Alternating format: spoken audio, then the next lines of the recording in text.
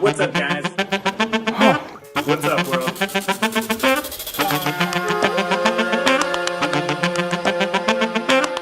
My narrativizing mind is very active. It's this invisible frame of reference that you carry in your head. Life presents all sorts of adversity, and some adversity doesn't feel like adversity. It's sneaky. Could I interview you for my space gas? What the hell is going on here? And clearly in the shot. Okay, everything's on. I don't know. All right, so without freaking out, welcome to True Glue Talks, everybody. I got Tristan here. Yo. Thanks for coming on to do a podcast. We got a bit of air coming in. That's healthy, but also a bit noisy. Thanks for doing the podcast. We met on the streets. Yeah. I don't know the market, first moment was. I came to you at the Christmas market in Belfast 2 years ago. No, but we didn't meet there. I think we met in Madden's. I think it was in Madden's. Ooh. Yeah. Maybe you were smoking a bit of maybe the Sinister Minister? Yeah. Probably. In Madden's? Yeah, no, I was with the Frenchmen in Madden's. They met you before I met you.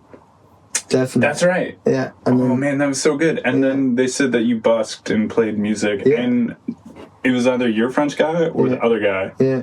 We were walking together. We just grabbed 2 pints. And he was like, you got to meet this guy. He busks on the street. He's great. Yeah. I'm like, okay.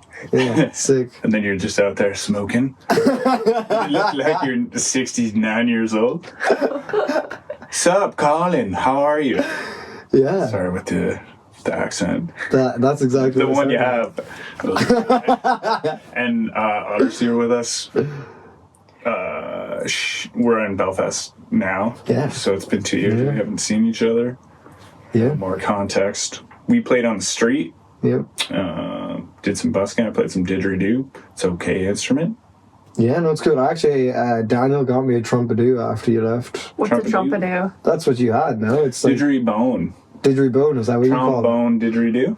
Exactly. Slide skis. Yeah. Yeah. Cool thing about having you on the podcast too is if you're a performer, you usually just don't. You understand just doing a thing in front of mics or cameras. Yeah, for sure, which helps a lot. Definitely, man. Otter, you been on a podcast?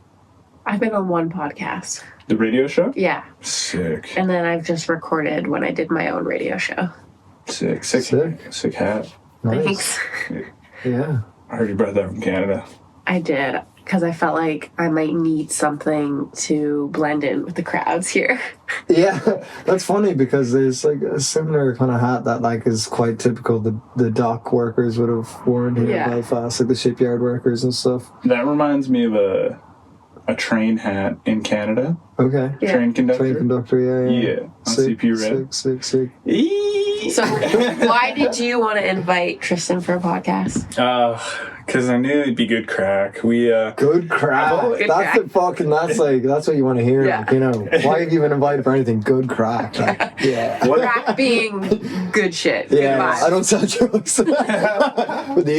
No, dude, everybody. Oh, God. Everybody smokes crack. When I got back to Canada, I would say, what's the crack? And they're like, what the hell are you talking about? Yeah, including my dad and everything. Yeah, Colin would just... I just have one memory of Colin coming up to me being like, what's the crack? And me being like, why are you saying those words? Really? So you first But now I love it. What's the crack from Colin? Yeah. After Belfast. Yeah. Did you guys know each other before then? I mean, yes. When did you start smoking crack? When you finished what did they do to you down there? No. How long were you here? The first time you were here? Near 6 months. Really? So I met you at the tail end of that. Like last 2 months, I want to say. Mm-hmm. Dude, last time I was here too, I was super sick around this time. Yeah. I'd been here probably, I must have been here a few months. And, man, I got sick 5 times in 6 months. Fuck, man. I think. So you weren't out there. Wait, 6 times, 5 months. 6 times in 5 months. I was here 5 months. And that was towards the beginning? So... Even around this time, and then I remember getting a little better, but then New Year's coming around, and I was sick again. Really? Yeah. I was just fine for Boxing Day when a Raven got sick again. Yeah. I had that this year. I've been sick like 5 times. I've had COVID twice. Yeah. How do you know it's COVID? Because sometimes I don't want to go to work when I'm sick, so I buy an antigen test and I see what it says.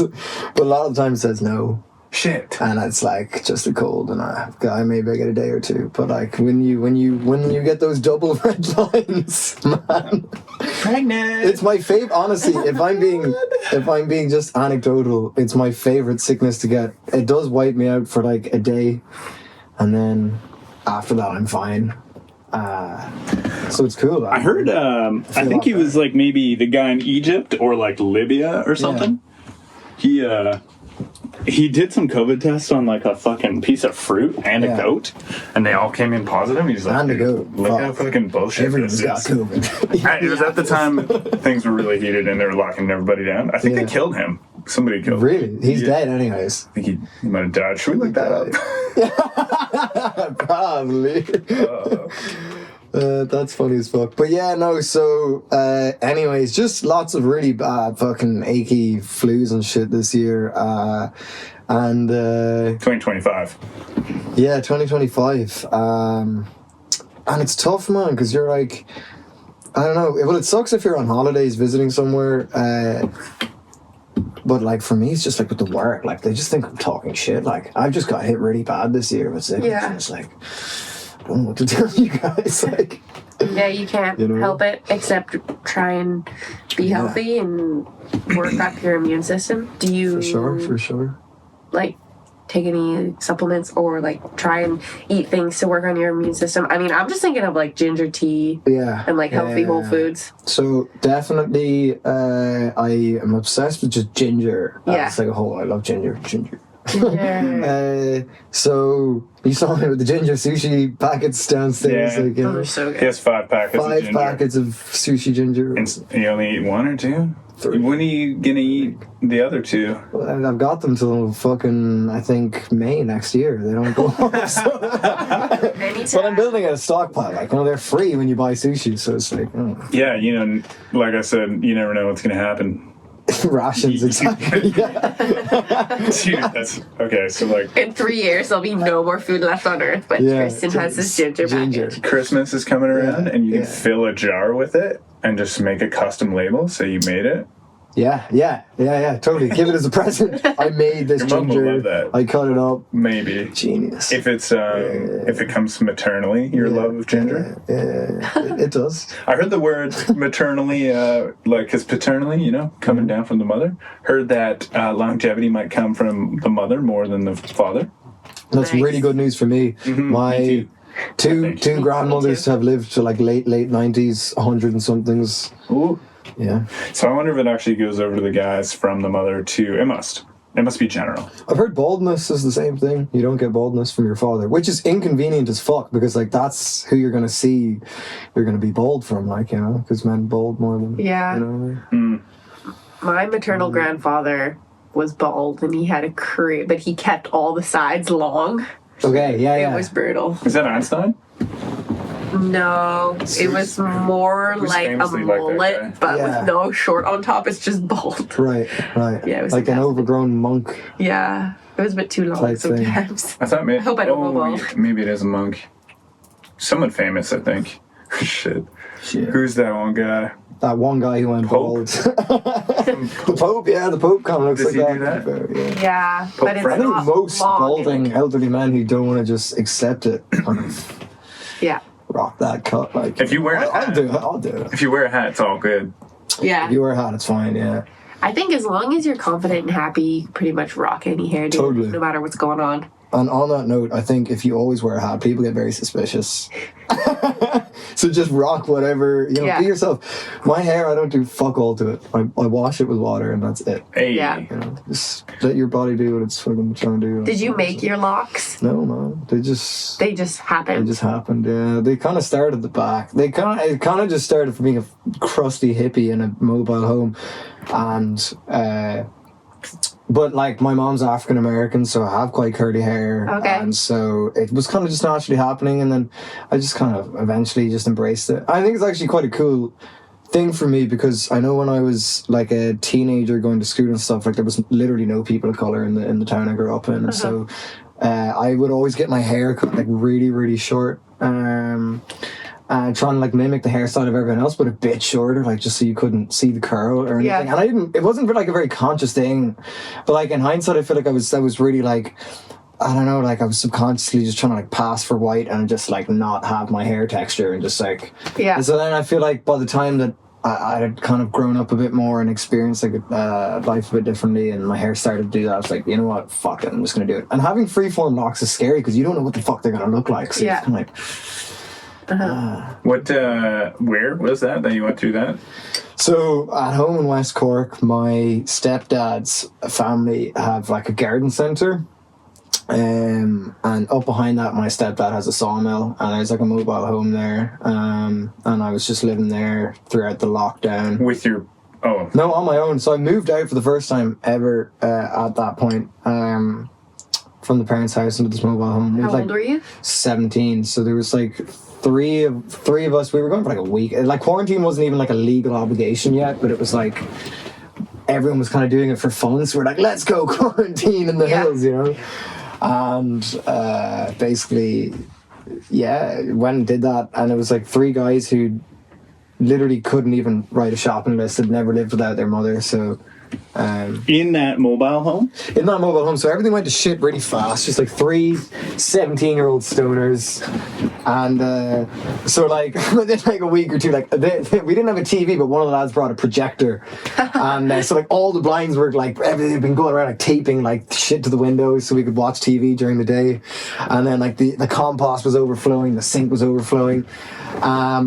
The electricity kept like going, like the trip switch was frying, and my stepdad I was calling him like, I don't know what the fuck's going on with the electric here, man. And he's like, have you plugged anything in that could be tripping the electric? Like anything that produces heat, draws a lot of electricity, and this is like 10 extension leads connected, it can't handle it.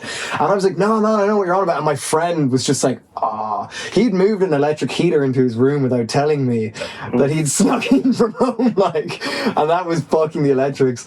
And then what a jerk, like. Yeah, totally. And so it was just funny. And then the other thing was they would drop food out to us, but none of us knew how to like time how long food would last. So they'd be on the phone to us like, Tristan, we don't mind buying you food, like make the shopping list longer than like 5 items. We can't do this like every 2 days, like get enough to last a fucking week. So like we didn't even have that forward thinking to just go like, how much food do we need to eat for the next week?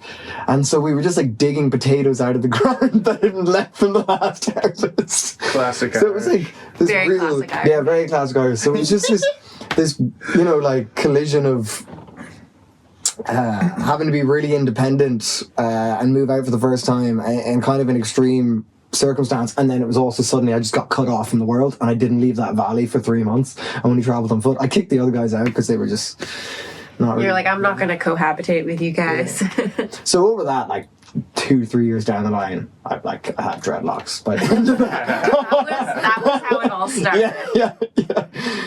You got a lot of some Marley vibes. Yeah, Big people say that a Marley lot. vibes. Yeah, I think it's because It's a good thing. I think it's because he's mixed. Like his dad, I think, was like His a dad British soldier. Yeah, Maybe. his dad was white. Yeah, it was a soldier, I believe. Yeah. So you said your mom was African American. Did she go from Africa to the States to Ireland? No, or Africa no. So, Europe? well, she's never been to Africa. I would probably know more. Yeah, I know. Well, I mean, maybe. Sorry, continue. I would probably know more about like African culture than she would. I think she resonates a lot more with like African American culture because that's where she was brought up. And so like our ancestors were taken from Africa. Like I did a DNA test in the end to find out where in Africa we came from. It was actually quite a mix because, you know, I suppose once they got over there, they would mix with each other, not knowing what countries they came from. But you know. Wait, did you get a clear answer of where your ancestors were from? So it's a mix. So basically, like mostly West Coast, what they would have called the Slave Coast, like Nigeria, Senegal, like that kind of direction, and then Central Africa as well, like Congo and things like that. But there's also a whole mix of other fucking things. Like I know there's Czech Republic on my mom's side as well. Interesting. Lots of a real big mix. Like I was very surprised, but. Anyways, yeah, like I suppose it's just interesting, like, how much of a disconnect there is from African culture.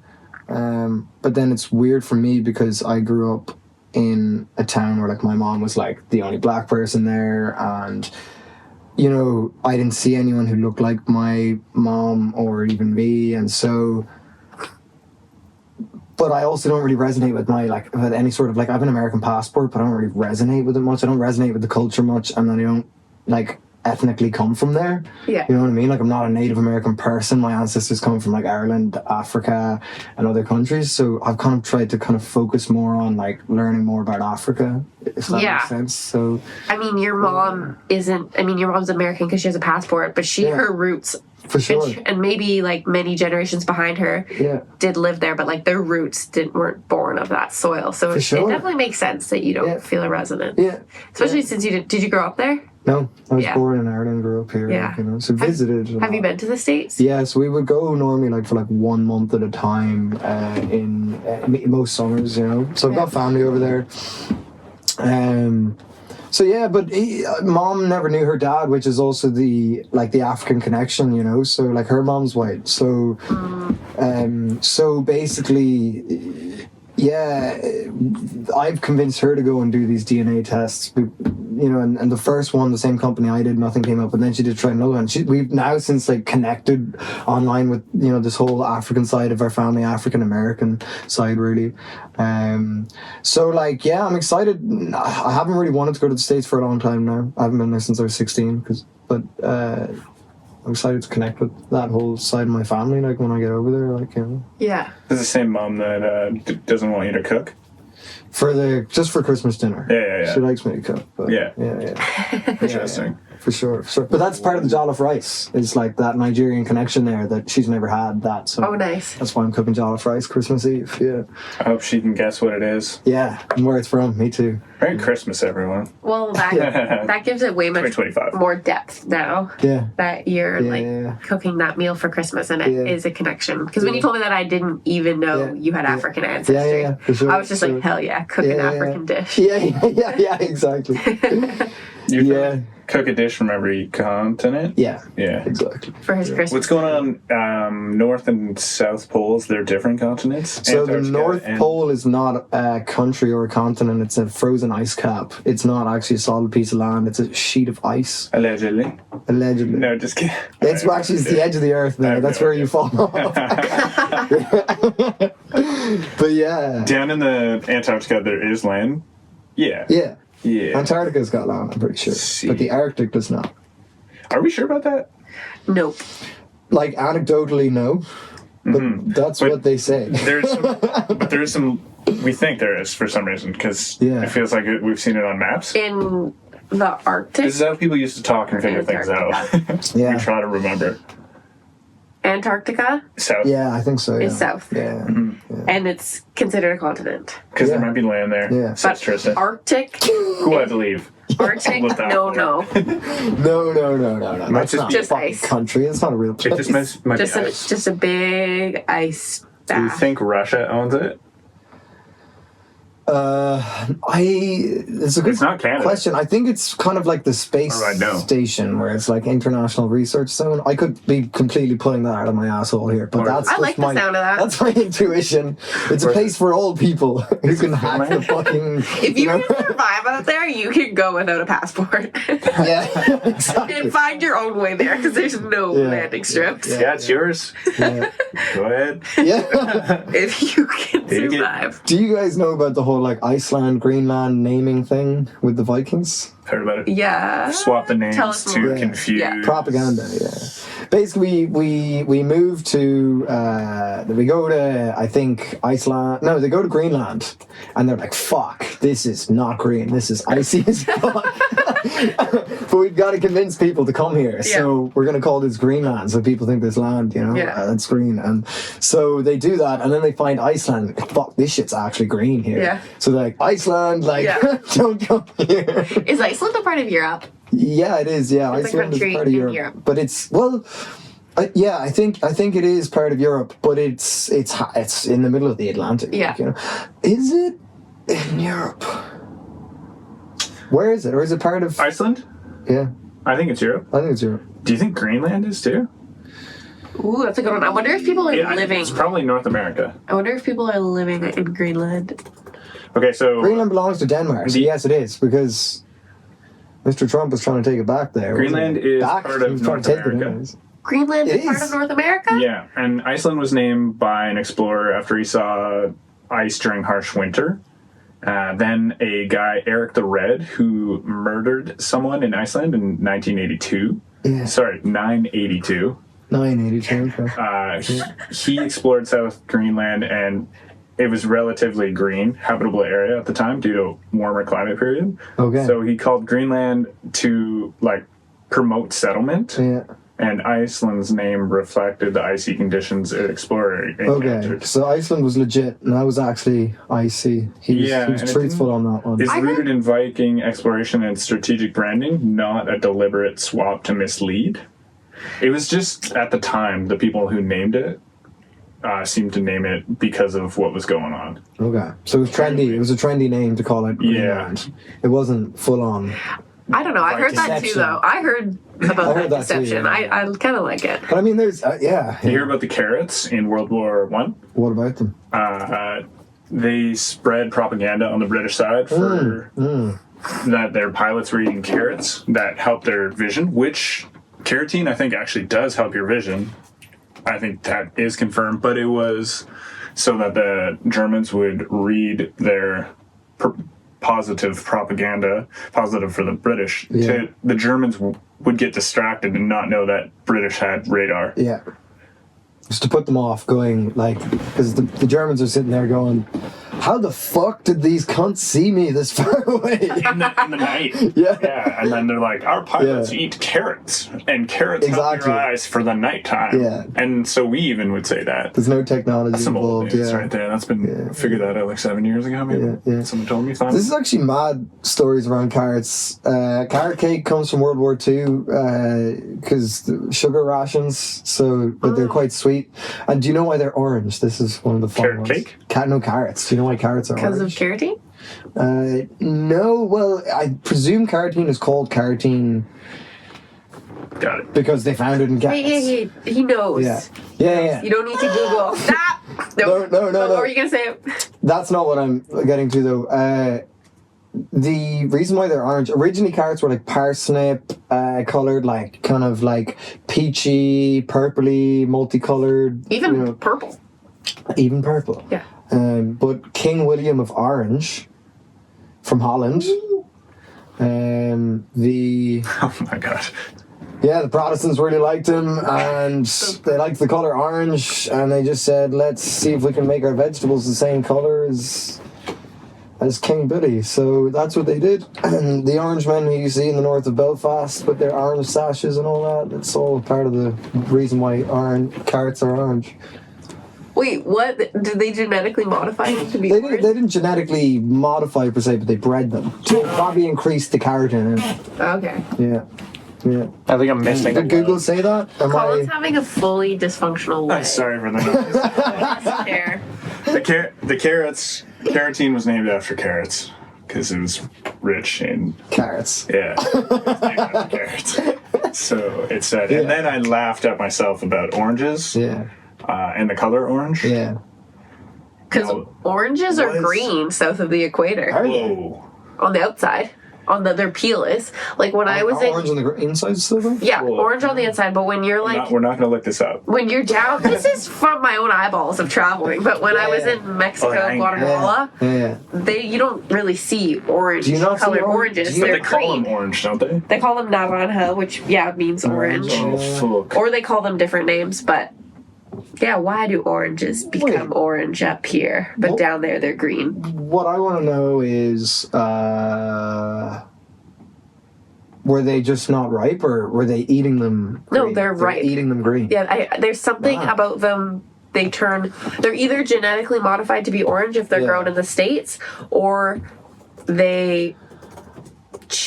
I heard someone say they change color when they come to the other side of, north of the equator, but that could be a total lie. What I would imagine it is, and I could be wrong, but just surmising, I think that there could just be a different species of oranges that are grown in South America. But I know that Jaffa in Palestine, which is now Tel Aviv, I think, is one of the homes of oranges, and they, I believe, were orange. And then I don't know if Seville in Spain is just famous for growing oranges, or if there's another country where oranges come from and they mixed them, and that's how we got our... I'm not going to Jamie this all the time. What does Jamie mean? Jamie is the nerd on Joe Rogan, and he just is Googling constantly. Okay. It's basically AI before AI. Yeah. So oranges in Central America often appear green because of the tropical climate in warm regions. The chlorophyll in the orange peel does not break down fully,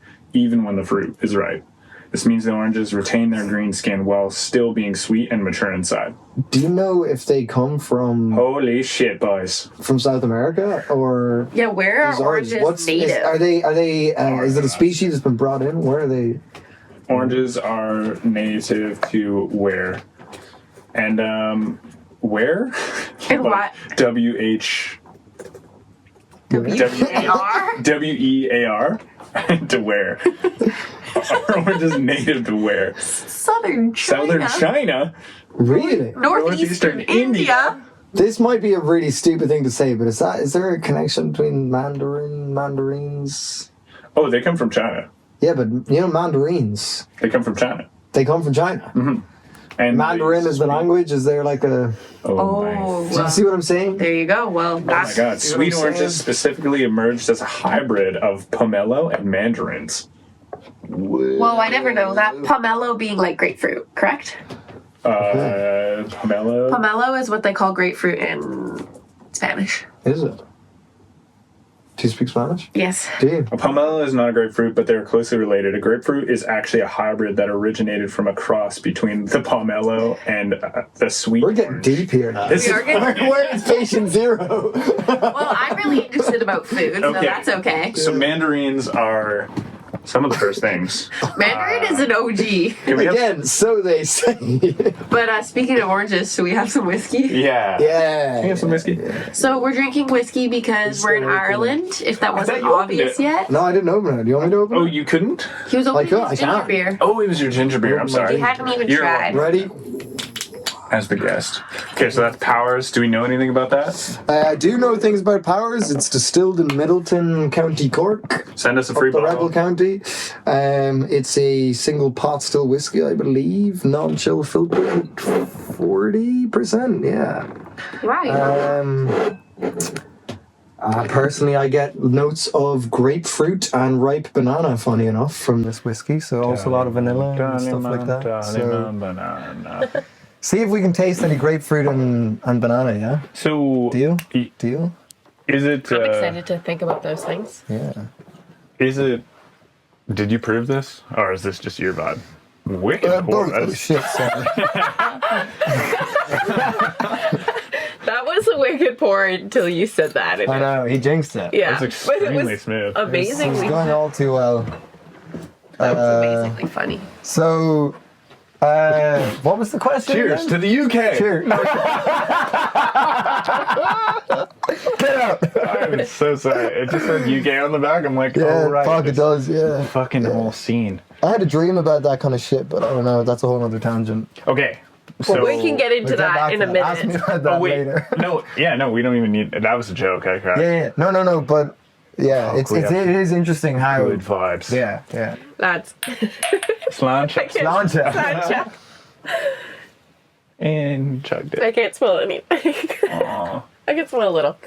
Oh, because your nose is blocked. Well, Oh, I can smell the banana. yeah. Banana and grapefruit. I am fully smelling banana. Moly. It's fruity as fuck, isn't it? What's going on with that? It's fruity pot still whiskey. No? The casks were fruity? Nah. Yeah, These casks, shit. ex-bourbon casks, I believe, so probably white American oak. So basically in the United States there's a law that you can't reuse virgin cask. You got to use a new one every time. Very expensive and unsustainable, but very good for other countries that don't have those laws. So we take all of those ex-bourbon barrels, and there's up to like 5 liters of bourbon still trapped in the wood, and we put our stuff in, and the flavor of the bourbon, like you can never get the bourbon out of the wood, but it mixes with the next thing you put in there, and so you get some of those vanilla bourbon flavors, that kind of syrupy, corny, thing. And the white American oak thing. And then white American oak, the pores are so dense that you have to scorch it with a flamethrower, burn it, char it, to open up the pores. And then in the winters and summers, Do they open the top and then reach in with a burner and scorch? It's the inside, right? They would scorch? Yeah. So you just pop the top and then scorch? Because, how do you scorch a barrel? Well, I think typically Because there'd be no space, right? Because there's just usually a little hole.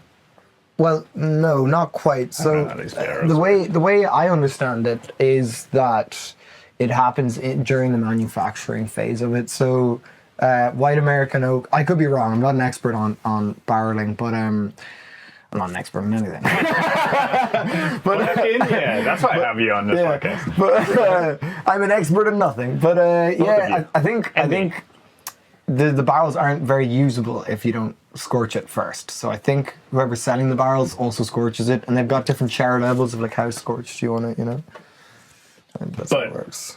But basically, there's a circular bit that's out of the barrel, and then that small hole you're talking about, you actually cut that out of the barrel, a lot of the time. And then we're talking, is it scorched in America first, and then? Yeah, I believe so. Oh, okay. It might be recharred here. I don't know. Right. I think some places probably recharred, other places don't. I don't give a fuck enough to look it up. Yeah. All in favor, say aye. Aye. Fuck! I thought I put it the wrong way. It's 2 against 1. It's fine. I thought you meant all in favor of not doing it. So, in conclusion, or to summarize what you just said, some countries you have to use a virgin barrel when making whiskey, but Ireland doesn't give an F, and they will make their whiskey in a barrel that had something previously brewed in it, and then that's why this Irish whiskey is giving us some things that are different from a whiskey that was in a virgin barrel. Yes and no. Basically, in the United States, you can't use a virgin cask again, and it brings its own flavor, a cask that's never had anything in it. You get more of the wood flavor, the oak flavor. And you can use a wine cask in America, so you can put it in that. It's really hard to pinpoint one specific thing in the process that gives you a flavor. This is something I find hard to explain to people about whiskey sometimes, is that every single part of the process, from the ingredients you've chosen to the distillation methods, then what barrel you've matured it in, where in the warehouse it's been, all of that kind of impacts. Yeah. How much water you add to it, whether you keep it at cask strength. Yeah. Folk. Yeah. Yeah, you distilled whiskey for I didn't distill. Or sorry, you just worked how long? Couple months? Funny enough, 7, 8, 9 months I worked in a distillery giving tours, teaching people about whiskey. In Belfast, in Belfast, yeah. But in Ireland, yeah. Fuck. Everyone's got these different histories. Are you just I was thinking about this when you were just talking about the whiskey, but just you're Irish. Do you want Ireland to be its own country, independent from the UK? I'm just curious because great question. I'm just curious to talk about it because when Colin invited me to come here in November, all of a sudden, I'm just I should learn a little bit about this place because for me, it's just so on my it's just on the sidelines because I'm not Irish. Yeah. Though my childhood best friend and my godmother are Irish, but I don't know. I'm just curious. Yeah, for sure. Great question. What are your political really good views or cultural views? I'll give you both because I don't think it would be fair for me to only give just my political spin on it. But also, my history teacher in school said to me once, if you're not biased, you're not interested, and I think that's a really good point. So I'll try and be as non-biased while also being very passionately of my perspective. Good. So yeah, definitely. I mean, so in Ireland we talk about 800 years of oppression, so we've been colonized by the British multiple times. The way things are now, nationwide, are much better than they were in the past. I would love to see the island be undivided. I don't see a reason for us to have partition. I personally believe in free travel across the whole world, you know. I think we probably need to figure some things out before we're maybe ready for that, but I hope we move in that direction. So I just don't see any reason why, you know, it wouldn't be right for the country to belong to the people who, you know, had it taken off of them if they're still, you know, they actually make up the majority now here. So Irish. Well, Catholic, right? Okay. So I'm going to talk specifically about the North because the history from where I'm from is similar but different. We got independence 100 years ago only. I have medals at home from the War of Independence. Yeah, like the history that we learn is very different because we got our independence in the South. In the North, people are often forgotten about here. About 60 years after we got our independence, well, a little bit less, I guess, actually, I suppose, about 40, 50 years would be when the Troubles started here. Basically, the way it was is that you could only vote if you owned property. Now, if you were to like project this law onto like say America, the United States, and it was like you can only vote if you own property. That's not to say that like black people can't vote, but like they don't own fucking nearly as much property. And like Catholics here were having a lot more kids than Protestants, so you would have like maybe 16 people living in the one house, but only one person couldn't vote. Versus you would have, it was like properties per vote. So like you'd have them one guy who's got like fucking 20 houses and he's renting them to Catholics and he gets 20 votes. You know what I mean? So like the legal system, there was so much gerrymandering. Like the borders and stuff are just in strange places between towns and stuff. Like a lot of like Belfast is in between two counties. When you look at like the jurisdictions for like voting and even bin collections and weird things like that, they're kind of intentionally done in certain ways to like sway influence. So you have all this the backdrop, and basically in the late 60s they started up the Northern Ireland Civil Rights Association, trying to basically get civil rights. You know, it wasn't necessarily like a right-wing Irish Catholic movement. Those were the people being oppressed, so those were the people who were the most, you know, forward and vocal, but they weren't exclusively fighting for their rights, you know. So they make this association at the same time that, you know, Martin Luther King's doing his stuff in the States, you know. Yeah. Civil rights is happening, anti-Vietnam War, you know, it's, you know, late 60s, like, you know, summer of love, all that stuff. Summer of love. So, you know, like, it's not like Belfast was standalone here for, like, let's try and have more equality in our society. Like, this was just kind of a worldwide phenomenon happening, you know? And Ireland, Northern Ireland, felt there was inequality because the Catholics were the ones who were feeling that there was inequality. Yeah. Because they were only was that when they were only people who owned property were allowed to vote? Was that still happening in the 60s? Exactly. In the 60s. That was still happening. So it's like potentially only Northern Ireland? Only in, now I would say the north of Ireland. Okay. So this is a phrase, well, I suppose if you think of any country geographically, if you were talking about the north of Canada, you might say northern Canada in northern Canada, I guess. But like you wouldn't say northern Canadian, I don't know, from the north of Canada. I already get what you're trying to say though, because saying Northern Ireland is already it's legitimizing like it's its own place. Yeah. Whereas you're trying to create this holistic view of Ireland. Yeah, is that what I'm saying? Exactly, or is that what I'm hearing? But this, definitely. But this is not something that I have made a personal. I mean, I have made a personal choice to use that phrase, but like, this would have been something very much so that like Republicans in the when we say Republicans, those are the people who are kind of tied to the nationalist movement in Ireland. Very different to Republicans in North America. They would say this, the north of Ireland, because it's the north of Ireland. It's the northern part of our country, you know. But Northern Ireland is a state, you know. And I do say Northern Ireland when I'm referring to like the state of Northern Ireland. But if I'm talking about the geographical place, I say the north of Ireland, you know.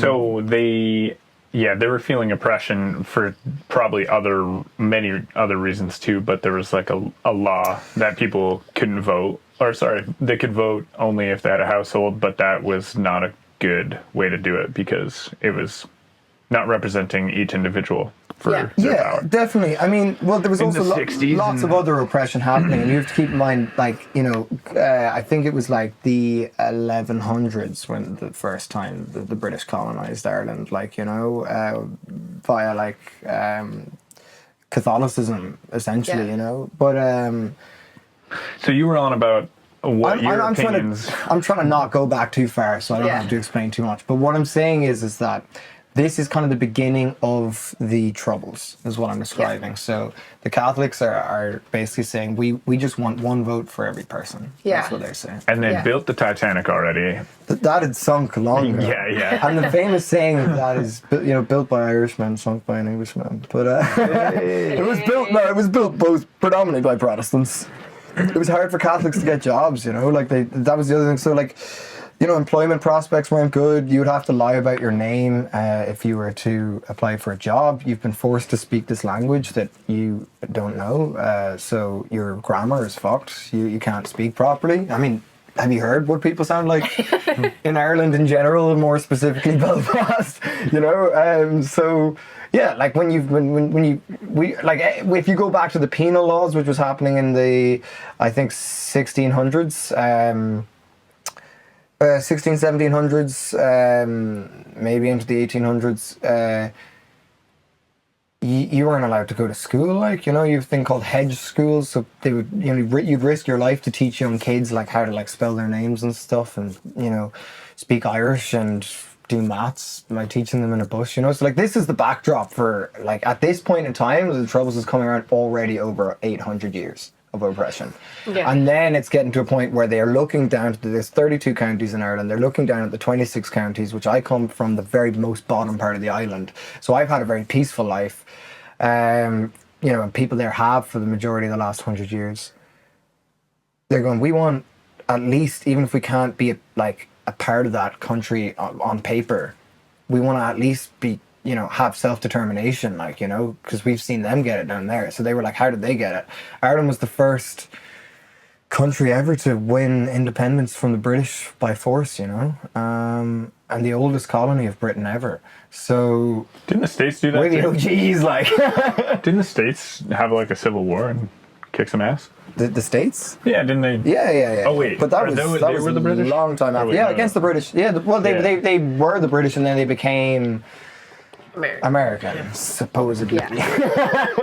They wanted their money to stay with them. They didn't want to have to pay taxes to this far away crown. So what was your freaking opinion on, what were we talking about? Well, the original question was like, are you for Ireland being its own sovereign country out of the UK? So I feel like context is like, it's very hard to simplify an answer for that. So like the simplified answer is yes, but the thing is I suppose you got to look at, like, so from that point on, Northern Ireland Civil Rights Association, you have something called Bloody Sunday, where basically they're going out with these signs. A guy I know, his granddad was one of the people who started it, and the British Army shoot 14 people dead, basically. Was Bloody Sunday a day of like protest in Derry for the Northern Ireland Civil Rights Association? Yeah, NICRA it was called. And basically, you know, there was outrage, and the Troubles basically spawned out of this, where, you know, retaliations would happen. There was already, you know, absolutely no cooperation with the authorities in Catholic areas. People started having to move. If they lived in a mixed area, they would have to move to an area that was completely Catholic or completely Protestant. Even if they were fine with staying as neighbours, outside forces mightn't be okay with that. So like, the society became very segregated. It's still incredibly segregated up here today. But in the south of Ireland, if you look, you know, since we've had our independence, there's loads of Protestants. Like, some of my best friends were Protestants. I went to school with them for 1 year in a Protestant school. I didn't even know any of them were Protestants, and it was a Protestant school, and they all just thought they were Irish and spoke Irish, and, like, you know, it was so, like, you know, without the government like shoving a narrative down your throat, like, people forget about these things very quickly, and they just kind of. So the Troubles goes on for 30 fucking years. It's the longest conflict that's happened on the island of Ireland, but it's not called a war. It's called the Troubles because Britain didn't want to legitimize it as a war. There's like, this is just some rebels causing trouble. If we call this a war, that legitimizes their struggle against the greatest force in the world, you know? Yeah. So that carries on. Thousands of people die, and you know, eventually, you know, the people, you know, the voting laws change. Margaret Thatcher brought in a lot of terrible laws, but one of the things she brought in was like internment. So it was basically where you didn't get due process if you were suspected of being in the IRA. So that just meant you could arrest any Catholic male.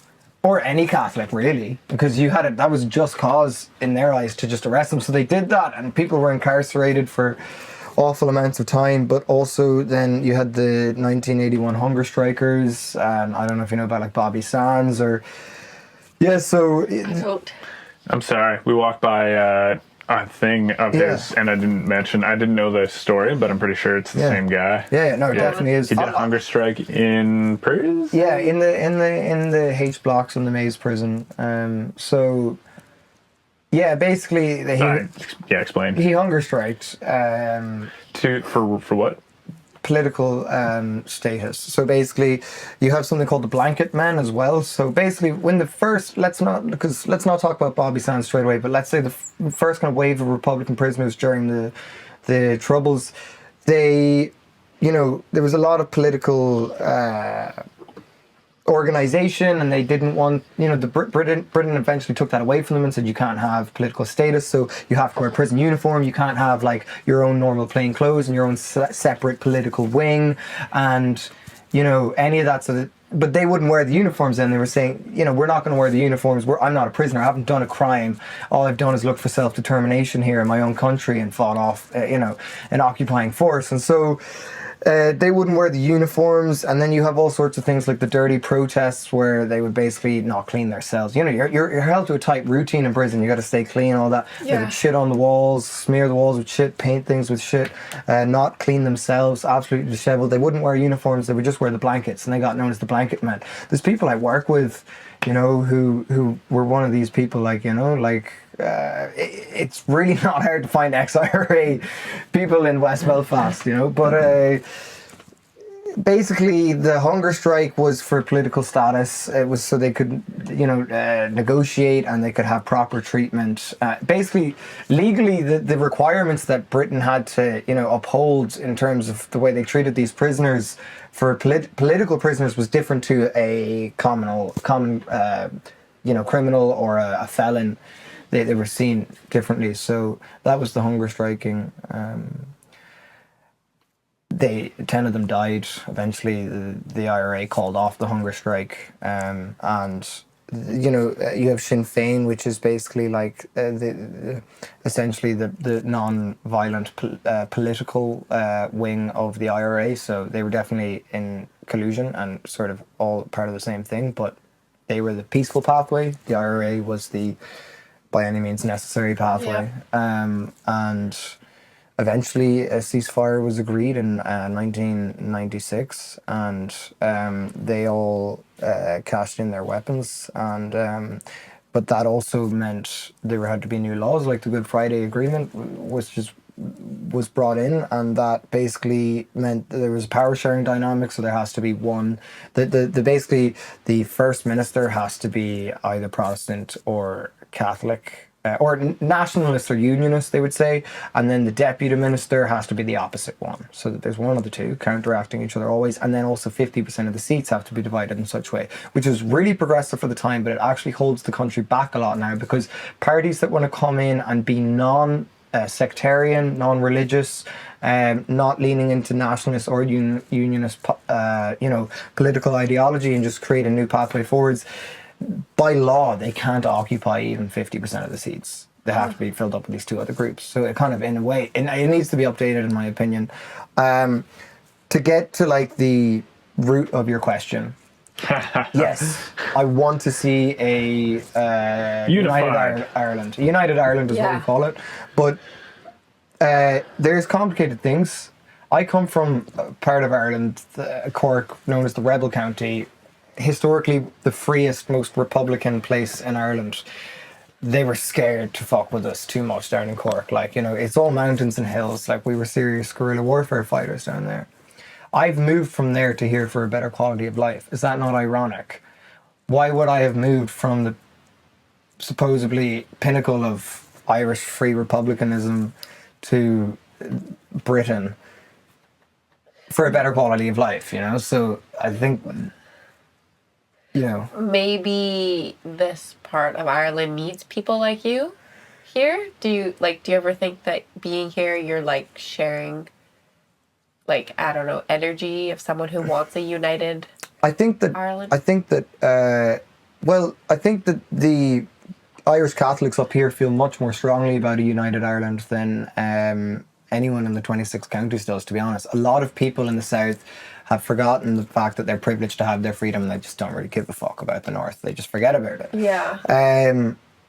For me, just because of the way the government's been running things the last 100 years, there's only been 2 parties that have ever been in power, and they flip-flop. And they're basically the same. There's no housing for young people. In the south. In the south. Housing, it's one of the most expensive places in the world to live. Is it like... in terms of rent? Yeah, is it because the cities or towns are not progressive to offer affordable housing? Like, is it more like countries, or it's what's it looking like down there? It all comes down to, well, it's a couple of things. Mainly, I would say it is the government just not wanting to spend enough money on social housing. They pay for hotels to take people instead of building actual housing, and that's more expensive in the long run. Planning permission laws are difficult. It's hard to build your own house. Colin. So we better drink. Yeah. You don't have to keep up. He just scolded. Sink or swim, Okay, fine. Otter. I normally don't do that. It's a bit of a cardinal sin in the whiskey world, but I just said, you know, fuck it. I like the warm. Yeah. Yeah, and it's a great sensory experience. It'll mellow your veins in a second too. And I'm just getting a hoodie. Rapid inflammation will happen. Rapid inflammation. Puffing of the cheeks. Well, Reddening thanks for of the the face. story time, you know. It's a lot to digest. It's a lot of information. There's a lot of people who've talked about it as well. I'll take you guys up the Falls Road if you want. I'll give you a proper more, try. Oh yeah, we could do that. We could also. Oh yeah, we could also like talk about music. Yeah, for sure. Music sucks. Music sucks. Yeah. Whoops. To wrap up what I was saying, I think I support a united Ireland very much so, wholeheartedly. But there's things that are better about up here than there are in the south, and I think some people are in denial about that. In the sense that, like, free healthcare, I think, is a great thing. It's just, you know, like, some things that it's easier. There's more housing here. It's cheaper to live. You know, like, my quality of life is just better here. So the UK is better, is what you're saying? No, this is the best, in my opinion, place to live in both Ireland and the UK at this moment in time. 20 years ago, war zone, terrible. Real bad. But it's having its moment now because it wasn't allowed to have it ever, you know? Unless you go back 100, 200 years ago, well, yeah, when they built the Titanic, shit was popping off. It was a good time back then. Yeah. Money was rolling in, but... Sort of, but the Catholics would be out of it? Yeah, pretty much. But they would have been out of it since the British fucking came about anyway. Increasingly more so. They stripped away more and more rights as time went on, you know? But, yeah. Man, so when I chill here, I feel like there's still like a dark energy in Belfast. Yeah. I feel like there's it just ended, like. Yeah, no, it did. It just ended. Y'all weren't even born. I mean, it was 2 years before I was born. It was me, your older brother was maybe born around the time. I would love to know you guys' perspective on, like, what was it like the first time you ever came to Belfast? It's your first time right now. You've come... Was last time your first time? No, I've been a bunch of different times, even when I was really young, but... That time was 2 years ago was for 5 months, so that was a good chunk of time to actually talk to people, and it was the oldest I ever was. What was your first impressions of Belfast? What was your preconceived notions before you came here? Like, what did you know before you came? Because I feel like everyone's heard something about Belfast, and what do you think now? And Do you support a United Ireland? And do you support a United Ireland? Would you like to donate actually to our to the IRA? Brought to you by. Well, I came here because Colin invited me, and Colin's grandfather on his mom's My mother side. invited you. That's not true. So Colin's grandfather is from Lisburn, yes, if I understand correctly. Friggin' northerner. And where's he really from? No, I forget. Probably Scotland, Here? I would say. No, I think he's from here. Yeah. No, but there wasn't here 80 years ago, 90 years ago. There was the state of Northern Ireland is only 103 years old, or maybe Belfast. less. Yeah, I think maybe he was born in Belfast. Okay. Yeah. Cool. Belfast. Well, he's from this area. Yeah. That's why I'm here. My first impression of this is my first time also in the UK. Right. I feel like I've been here before. It's really weird. Okay. Even though I haven't. Like I've only been to Europe once, and it was just for 2 weeks. But I don't know. There was something that felt like I already been here before. I was underwhelmed. I was also like, wow, this is really similar to where I'm from, because I'm from kind of like a colonial Victorian era. Well, not Victorian era, but like it's literally called Victoria, the place where I'm from. I think Canada's pretty Victorian, is it? Or is it specifically where in Canada you're from? Certainly Victoria, like where that is like Victorian. Yeah. Yeah. In some ways, I guess. I don't know if because of Queen Victoria. I don't know. Well, it was definitely named after her. But anyways, like as I am here more though, I definitely pick up on some sort of darkness, and it's the division. And we don't have that in Victoria specifically, in the place where I grew up. Like, people are from different municipalities. That's what we call them. Those are just like neighborhoods essentially.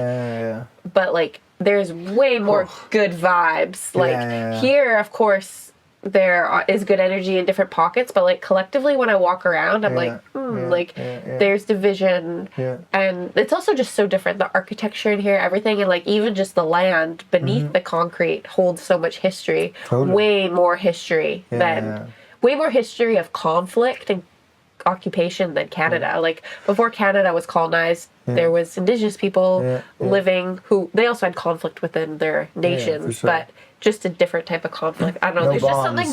There's just something different about a force of oppression. Yeah, I mean, trying to control people through religion. A lot of people like all that is still refer to this place as the 6 occupied counties. Like you're in an occupied territory, like or at least a disputed territory if you want to be lenient, like But like half of the population doesn't really see the state as all that legitimate. Well, to varying levels of legitimacy. Like they know that it's their post service and it's their hospital and it's their, but like they don't want it to be.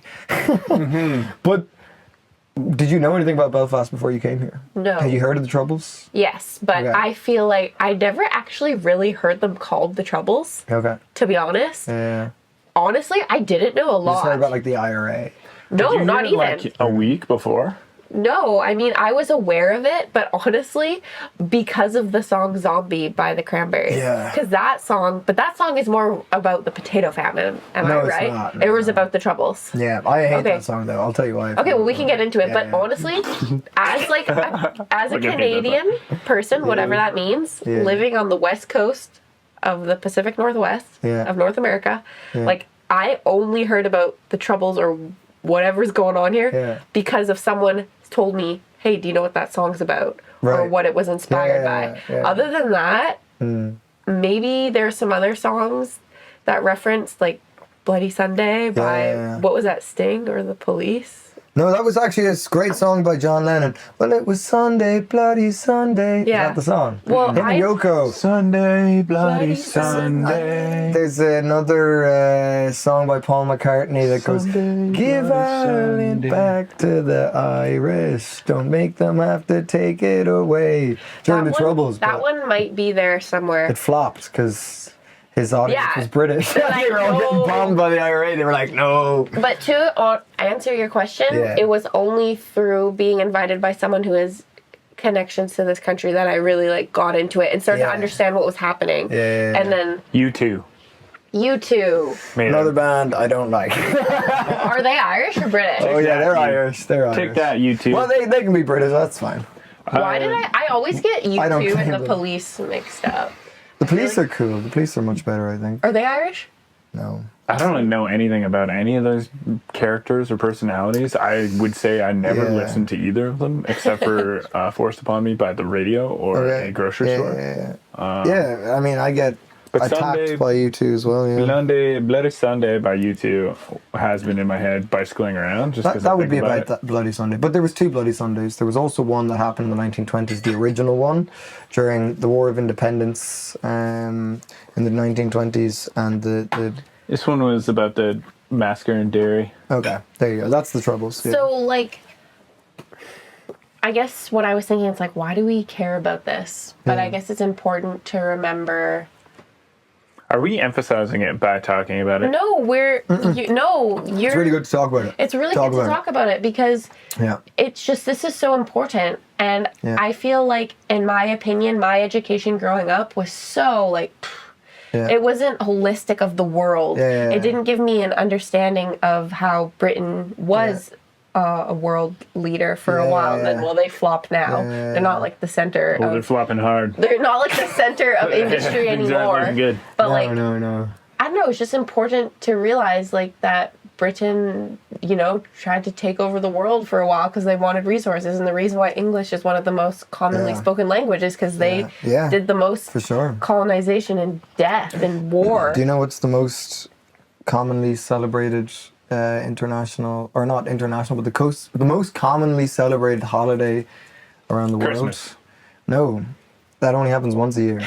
But some country celebrates independence from Britain roughly every 6 days on average. Whoa. Sick. That's so cool. I never heard those words put together in that way before. But we were the first. Kind of. Because they're still here.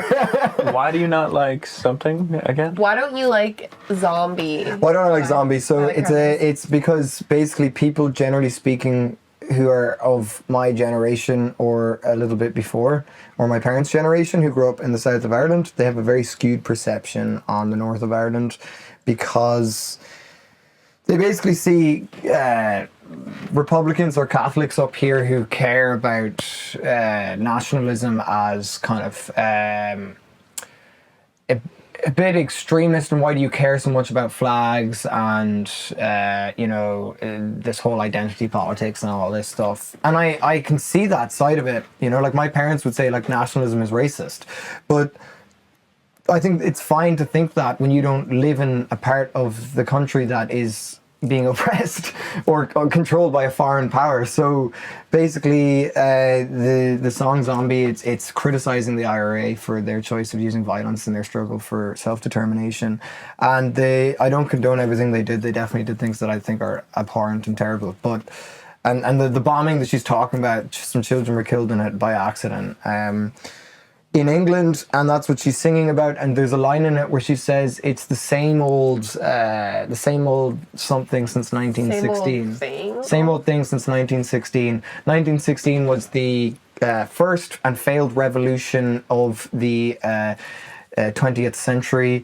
but it was the catalyst for the War of Independence that eventually got my 26 counties free. So she's saying, oh, you guys are behaving like we're still living in 1916. I'm like, well, we got our independence after that. They didn't. So that's fair enough that they're still on that same struggle. And she's criticizing basically Northern Irish or Catholics from the north of Ireland for basically wanting to see change and not have British Crown forces policing their neighborhoods, who some of them have murdered their family members, and are still in the force. The people who were perpetrating atrocities in the RUC during the Troubles are still in the police force today. There's still things happening. Like there's still young Catholics like being abducted, and there's no fucking, there is corruption still happening. Like, so I just think it's incredibly, like ignorant and privileged for her to be sitting there going, oh, you guys are all stuck in the fucking 20th century. And it's like, well, we got our independence in the 20th century. Like, they're still fighting for it. Leave them at it. Like, you should be supporting them with your privilege, not criticizing them and going, oh, it's like saying to black people, like, why are you still going on about slavery? That's what the way I see it. So that's why I don't like that song. And most northern people don't. Northern people. Well, most Catholics from the north of Ireland, most Northerners who would consider themselves to be Irish, I would say. Well, it depends. I don't know. It's a pretty big rugby song, but I think people who know their history don't like it. Crazy. Yeah. What was your first impressions? Man, I really thought this place was pretty, and the architecture is amazing. I love a drink. Yeah. So, Colin loves beer, so he's already so biased. I mean, the beer is lesser here than in other places, though they drink lots here, and they got good Guinness. Yeah. But I thought it was beautiful. Then, man, it just sunk in over time. I was like, well, the island itself, maybe not anything to do with the Troubles. Yeah. It's already expanded as much as it can, and I grew up in a place that is still expanding, and with expansion comes new wealth. More wealth, new wealth, exponential wealth. Yeah. And it's just been rolling and everyone's feeling it. Whereas once you reach the edges of your country and all land is named and claimed and warred, and then you get born there, it's a little bit harder. So then everyone knows that and feels that, and talking to people, they didn't feel like they were up to anything exciting. And I got a little bit like... You're talking about where you're from. I'm talking about living here in Belfast for long enough. No, I understand that. Talking to people. People from here don't have a great perspective of here. I don't think that... People of Belfast don't have a good understanding of Belfast? No, they have a good understanding. They don't have a good perspective a lot of the time. Some of them do, but I think that... I couldn't find people to get busy with. I couldn't find... And by busy, I mean, like, to do stuff that was really exciting. Like, it's far and few between. You guys who would busk on the street are actually trying. You're like one in.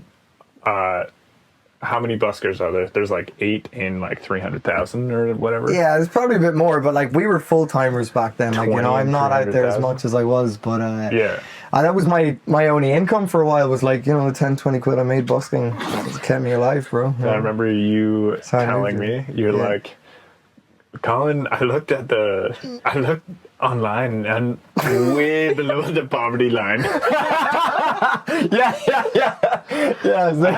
checked it online. I'm way below the poverty line. I was, bro, man. Yeah, I know you're. I've worked my way up, and I'm still living in a music studio with no running water. Yeah. And just like an outlet to use a cooker or whatever. No, I had no cooker. I had a tap, but I had no cooker. Yeah. So what are we talking about? Belfast. People's perspectives on here, and as Otter said, as you go around and there's flags up and you're in a zone, I'm like, are they gonna think I'm part of the other guys? Like, and so that just sketches me out. And then you get to a new zone, you're like, are they gonna think I'm the other guys? Yeah, for sure. This is why do you gotta divide like this? But you did, and we're in it. And then talking to people, and they're like, yeah, I grew up in the Troubles. And everyone's like, it's just a little bit sad or dark or mean or... Yeah. Because recently, the parents, and if not their parents, right there, they were just right in this conflict. Anyone over it was pretty much the parents. age of like fucking, you're 30, like fucking saw it, like, Our parents or anyone. Yeah. I would have saw it. But I wasn't here. So that wasn't your initial impression, but no, after I was a fucking jolly boy. After time, though, it kind of sunk into you. The kind of because there is. I don't want to like deny that there is a gloominess to not just Belfast, but Ireland in general. But that's where we get our coziness from. When you are born, you are innocent, and then you learn that people will fist fight at some point in things, and you realize how much that hurts. And then you realize like death, and people will kill another person and stuff. And then I go to another place, and then they're actually like serious about it. No, we were killing each other. And then you're just like, oh god, like the vibe just drops. you're just world traveler, and you just have a feeling of, you haven't experienced anyone getting murdered or anything, but other people have nearby, or they know a family member or someone else who has, and they're just like, you could just die, dude. And when you don't know that, it's just a change of vibe, shakes you up.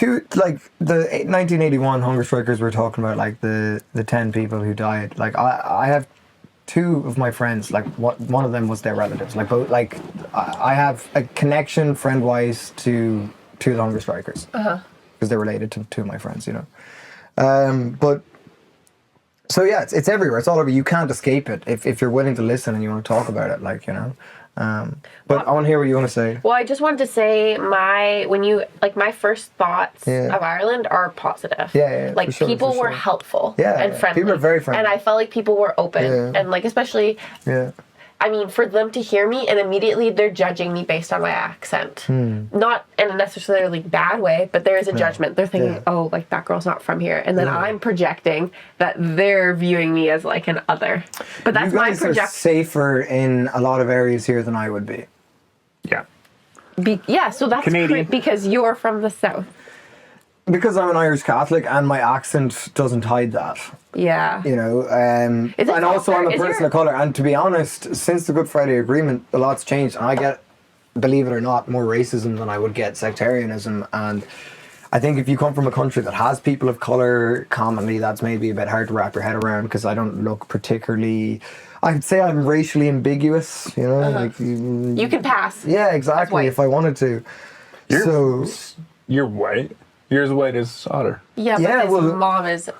Yeah, like I wouldn't consider... I wouldn't identify as white. Come on. It's your skin color. But... well, no, it's not, because your skin color's not white. Yeah. Your headphones are white. Right now, your face is kind of red.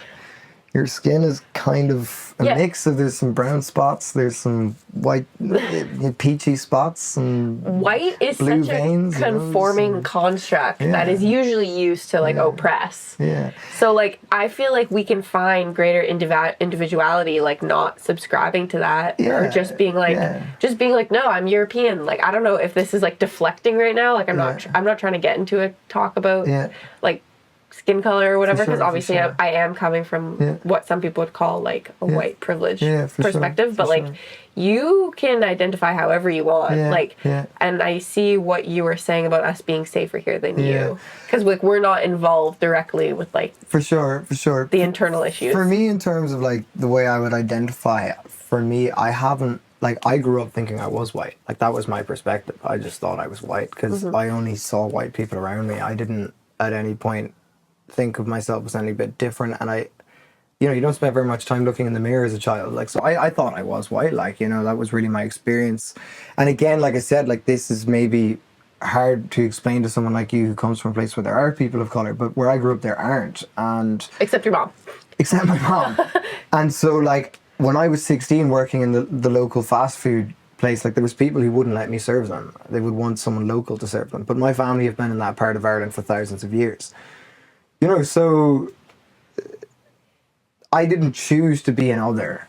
I eventually realized I was, and I would rather, you know, just sit comfortably in this ambiguous space of, you know what, I'll take the best of both, rather than be like fighting my whole life to be seen as white. And then there's people, like, it's really weird. It's really weird because some people really see it, some people really don't see it. It's really weird. And so like sometimes I can almost tell when I meet someone new if this person sees me as white or not. And that's something just weird about being mixed and just being in this in-between zone of just like, I could just, like, a lot of people think I'm Spanish or something, like, you know, like, but like I also live in the country with probably the palest people on earth. You know what I mean? Like, so, but really genuinely I did not, like, and it's weird now because now that I do identify with that aspect of my history, my ethnicity, and just my culture in a way,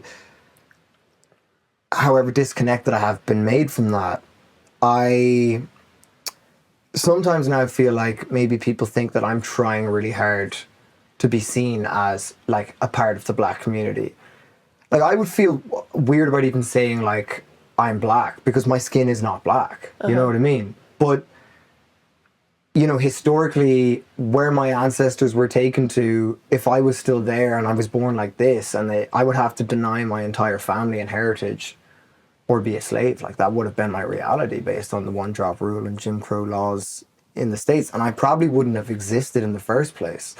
So, for me, I really never, like, have felt like I fully belonged in one category. I've probably thought I fully belonged as like a white Irish person when I was a child until like racist things started happening and like people wouldn't let me serve them at restaurants, or like kids would just kind of other me, or which was based mostly of your hair texture, or it's just based on literally that I don't look Irish. So like the thing about racist people is they're not very race aware. And so it's hard for them to pick out different ethnicities. So they just see someone who's like a foreigner. Yeah, that's enough. Different looking. Different looking, yeah. Being here really heightens that. Yeah. Because even me on the street, I see anyone who isn't like white, for sure. Very white looking, with like either blonde or light brown hair or light eyes. Suddenly anyone who even is like a bit of olive tone or something, I am like, maybe they're not from here originally. Whereas in Canada, it's like you really look like whatever and you don't think. But here it's like, you know, I don't know, it's just way more heightened. And especially since there is like racism. Deep white. Yeah, deep white. That deep, pure white. But your words. So I would have, like meeting you, I would have been wondered like, what's your heritage? What's your ethnicity? Because typically, like I think I have a heightened awareness of because I am mixed race, so I understand that it's not as simple as looking at someone and just going, you look like you could be this, so you probably are. Like, it's really weird mixed as well, because if you think places like Brazil, like people are very mixed there. That's like they don't European, African, Latin, like indigenous. American. Portuguese. Yeah. They don't, but they don't identify as one way or the other. It's dark skin or light skin, but Brazilian. Yeah. Brazilian. More Africans were taken as slaves to South America than they were taken to North America, you know? And a lot of the way we see race in the world is through the lens of North America. And I don't always feel that is the best lens to look at ethnicity and race through, because it's too... Let's say if it's like purely black people and purely white people outside of their actual, geographical home, fighting about social fucking constructs of like, what is the correct words to use? Like Tyla, do you know Tyla, South African artist? Mm-mm. She got in a lot of controversy because she referred to herself as colored, and obviously that was a phrase that was used a lot during segregation in America. So in America, you can't say that. You're a person of color. And so most of the world would say that too. It's of color. You can't say colored. It's of color. But in South Africa, with their caste system, that like colored was one of the words, a bit like the N-word. And so Tyla called herself colored because that was the way she, that's how she identified. That's her community. That's what they called themselves. That's what they were called, and they reclaimed it. And suddenly all these like people are like attacking her because she's half Indian, half African, and she's calling herself colored, and it's through this And it's because the word colored is viewed as like kind of a taboo word. Yeah, in America. So. But saying I'm of color is okay. But saying I'm colored is pure like, fucking semantics. It's very subtle. It's a waste of time. It's a waste of time, and it's a waste of time if you're fighting other black people about it. I feel like if you were talking about how you want people who have historically oppressed you and use these words to oppress you to maybe stop using those words because you're not sure if they're fucking racist or not, and maybe putting you in danger, that's fair enough. But outside of that, I think let's not make enemies out of friends, but anyways, long story short, I've not been able to pick who I am or what I am, and I embrace, how much I love my Irish identity. It's a massive part of me. My African identity is a massive part of me. I want to learn more about my Czechoslovakian heritage. You know, like it's just ancestry is important to me, you know, and I'm certainly not going to act like I'm not something that so many people like me have had to fight so hard to exist as, you know. So that's why I wouldn't identify as white, because, you know, in the past that would have had a lot of consequences, you know, in terms of like I would just have to say bye-bye to my whole family and never see anybody, and, you know, and If you did say you were white, you'd have to say bye to their Irish side, or no, my I think African he was side. referring to earlier in history, like a generation up. If he was white, then he would be white among blacks. Oh, and then you would have to like bye. You wouldn't have been allowed. Yeah, during to be Jim so Crow closely. time, like the law is if there's any bit of African blood in you at all, like any bit, you're a slave.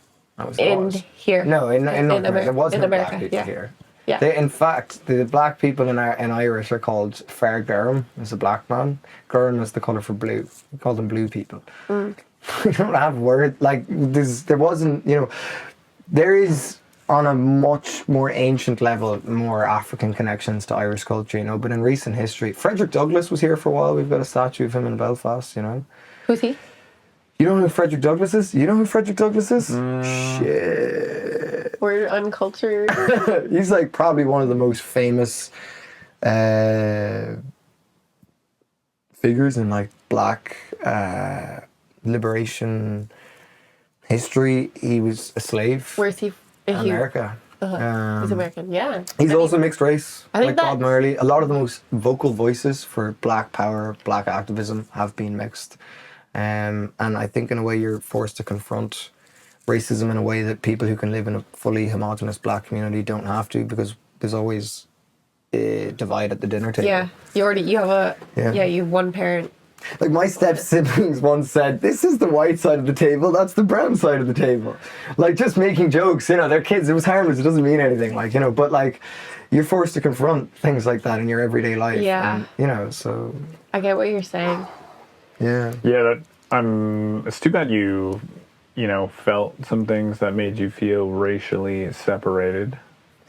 Well, like, I've been attacked. I've been attacked by lads in my school wearing, they were dressed, it was during Halloween, dressed as Saudis, right? Oh my god, that was their costume. They were Saudis. Racist.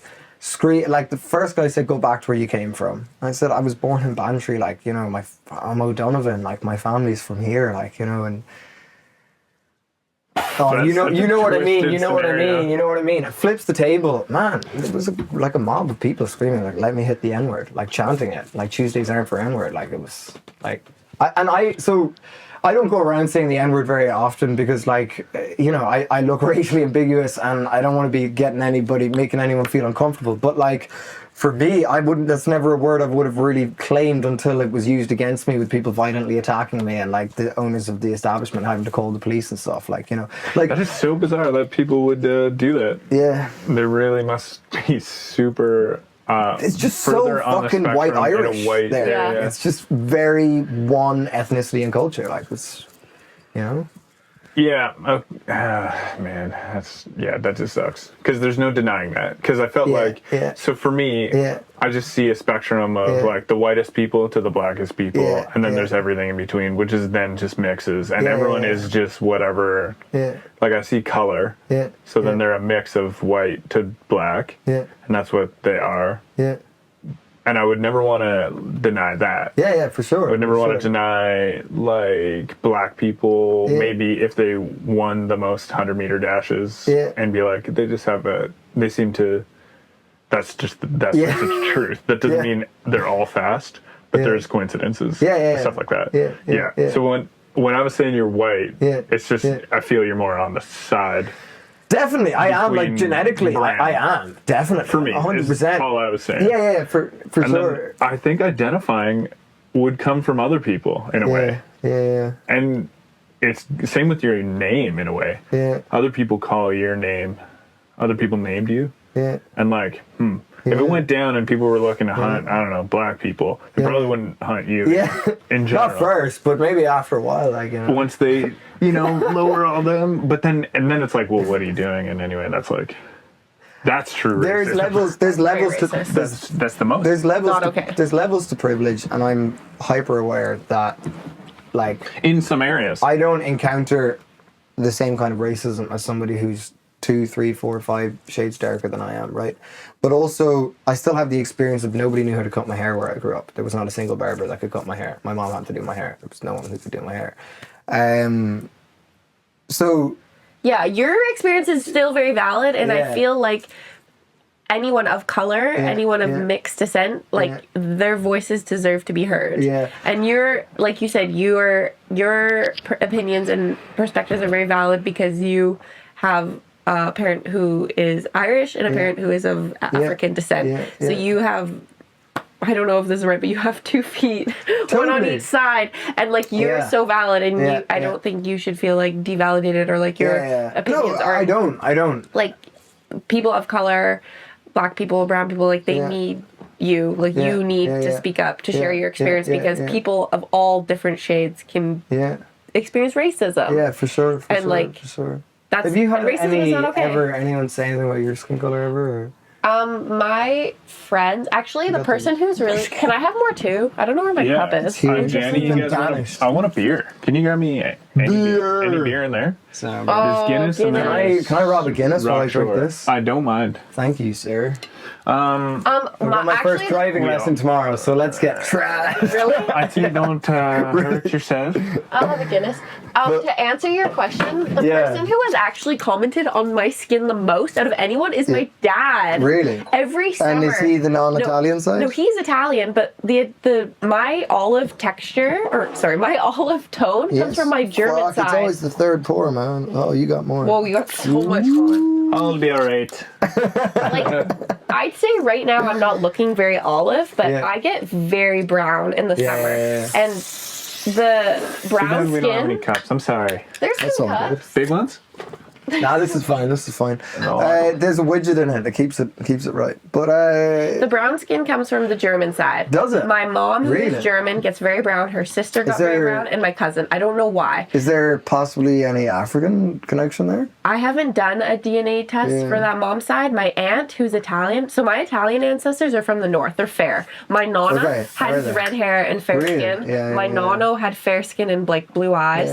My dad has dark hair, and he is like dark eyes, dark hair Italian, but like he's fair. Okay. So, but my dad, who is not bringing the olive complexion to the table, was the one every summer.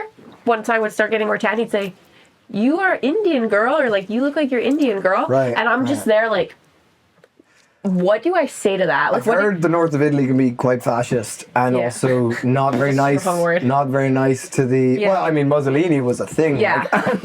And then also towards the Sicilians, there's a lot of they say some things that the Moors came and like. But I don't know. I don't know if that comment is coming from some like deep ingrained racism. I think it is. But like, there's some historic like the Moors were on the other side of the Mediterranean too, for sure. Like but like everybody's everywhere. Like, but pretty much, I got a funny thing. People comment on my skin tone. Like my one friend would always be like, "You have to have like indigenous in you," and I'm like, I don't think I do. I haven't done a DNA test from the German side. My aunt did one on the Italian side, and it was all Italian. So like that. I mean, obviously, somewhere down the line, maybe we had some Italian ancestors who were more brown from the south, but like. Other than my dad saying that, I haven't. I say I've experienced life from like a privileged white person, like not experiencing racism, but being here, I feel like I stand out. I'm not saying I am not saying I experience racism. I'm not saying that because I don't think I have. But I feel like people look at me maybe just because the way I dress. I just like look different. It's Like I just all of us together experience. We're really good looking. So people are like heads are turning. I mean, all the time. I want to fuck that. You see those dreadlocks? They're like, I'd like to chew on those. Especially the boys. Yeah. See these anal beads, right? Oh God. What were you wanting to say? Okay, so I was thinking about in the effect if we had a white man, let's say, and he had indigestion issues, but lived in, I don't know, cilantro, cheers. Let's say Kenya. Yeah. And white man in Kenya. Yeah, maybe they use really high spices, and that guy. Yeah. In this weird paradox of like, no one in that town knew how to cook for that boy, and then that boy, he everyone has their own individual experience, and then like for that boy to have ever said like there was racism done to him. But there's a massive difference between racism and privilege. And the difference is, and I think that this is something that a lot of white people really struggle to understand, is that nobody is upset with you for being privileged. They're upset that they don't have those same privileges. You've done nothing wrong. It's just that I haven't had access to those things. And it's not even to say that I deserve those things, but it's just recognizing that you had things that I didn't have. Like people knew how to cut your hair. It doesn't have to be made about somebody did this out of malice or somebody did this to hurt you. It's like money. Like your fucking family isn't poor or rich by any decision of someone who's a racist or they're a this or they're a that or this ism or schism or that. It's just that some people have more opportunities than others, or some people face more resistance in just existing than others. So I feel like the thing that a lot of the time white people have the difficulty in understanding is that it's like there's a lot of fingers being pointed here, and can we just maybe work out that while what you're saying is true, it's not coming from a bad place. And maybe it's not coming from a bad place. That doesn't mean that that person's experience as a result of it isn't still negative. Do you get what I'm saying? So would we want to like hang out and listen to that white guy talk about, like, I would give him some time to hear that. I literally don't get your analogy. Okay, it came from, I don't think you finished but finish it, because maybe we just don't understand it. It came from the haircut. Yeah. And that guy, it's not on that guy to have not known how to cut your hair. Yeah. And same with all the people who are cooks or people inside of Kenya for that white boy. Unfortunately, he was there. Yeah. What, is it he just doesn't like the food? Yeah, he can't even digest it correctly because the spices aren't in his digestive system. He has a really, really hard time. He's nearly like starving, and it's not like he's experienced. There's not like a malintent. It's something so like you were. I'm just trying to highlight that the barber's not racist. No, but and I agree with you. Mm-hmm. I don't think the barbers are racist. But you did experience what you experienced. But that white boy in Kenya also does experience what it experiences. Well, he's fictional, so maybe not. But I also... I have so many questions about that analogy. I'm just going to put them to bed. I want to defend... Can we just change your analogy? Because I think it would make more sense. Let's say this guy, it's not that he doesn't like the spices or whatever. He has a legitimate, like, it could be hair. allergy. He has an allergy. Sure. Right. It could be just the hair thing again. They don't know how to cut the okay, so... the way it wants to be cut. So what's the point? They're not racist. I'm just trying to... He just is but I agree. I think if that's your analogy, it holds up to what I said before, which is that, like, you're trying to point a finger and go, that's this person of color or minority has suffered, and so let's trace that back to why they suffered, and we can't point the finger at the white person because they didn't do it on purpose, and what they did anyways wasn't even bad because, like, they're specialized in a certain hair texture, and that's fine. Like, I hear what you're saying, that there shouldn't be an expectation that anyone should just be able to move into a country and the whole country bend over backwards to accommodate, you know, every single need that they have coming from the country they have, because cultures are very different and sometimes not compatible. But I'm not saying that that is racist, that there was no one who could cut my hair. What I'm saying is that there wasn't many people like me growing up there, and that naturally put me in a position of other, and that's why I identify as other. Do you think that Kenyan or that white guy living in Kenya identifies as Kenyan? Yeah, there's a good question. That's what I wanted to know. I wanted to know, how old is he? Was he born there? Was he visiting? Yeah. No, he was growing up there, and then he was telling the story on a podcast later. Yeah. Sure. He's coming on. He's right over there. Ladies and gentlemen, Marco. Yeah. My accent. I don't know. I think I understand where you're coming from. I just play the I don't know if you understand where I'm coming from. I play the anti-racism and things just are like kind of happening thing. But and there's a lot of the racist words being thrown around, and for sure, it's really, you know, I really don't like when, you know, there's the story of the boy who cried wolf, and I don't like that, you know, of anybody just, you know, too much saying things are things when they're not. But it's important to distinguish, I guess, the Sorry. You're good. The different aspects of what I'm saying and the different layers to it, that like that's not something that I'm saying is racist. That is something that I'm saying the reason why I would probably identify as not white, but in another country I would maybe identify as white. Or just not even care as much about what I identify as. Maybe I would just identify as Brazilian if I grew up in Brazil. Rastafari.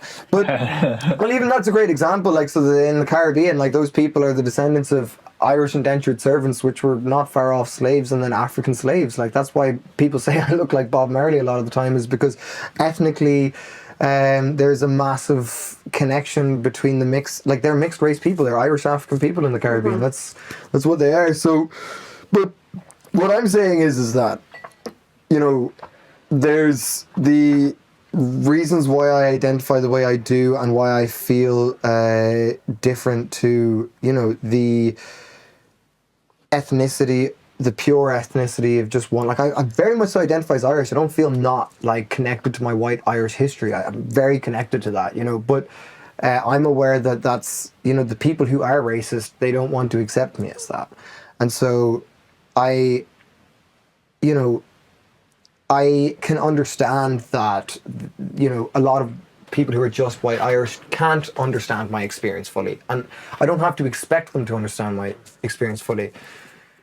But I do get to say that my experience was different from theirs, and I don't feel like it was exactly the same growing up the way I did as the way they grew up. That is a standalone, completely separate aspect of me being a person of colour from the more racist incidents I've had. So there is the racism, and that's a real thing. But then there's also just, and a lot of the time it is this way. It's like you've got ignorance and malice, and more frequently you encounter the ignorance. And it just comes out. It comes out ignorant, and then people like to label it as racist, but it's actually misunderstanding in some ways, or misinformation. The guy in the sauna yesterday kept going on about the Redskin Indians. And what he's referring to is people indigenous to North America. Not India. No. But to say but we knew exactly what he's talking about, and it's just like, oh, that's just a little bit of dated language. Get him arrested.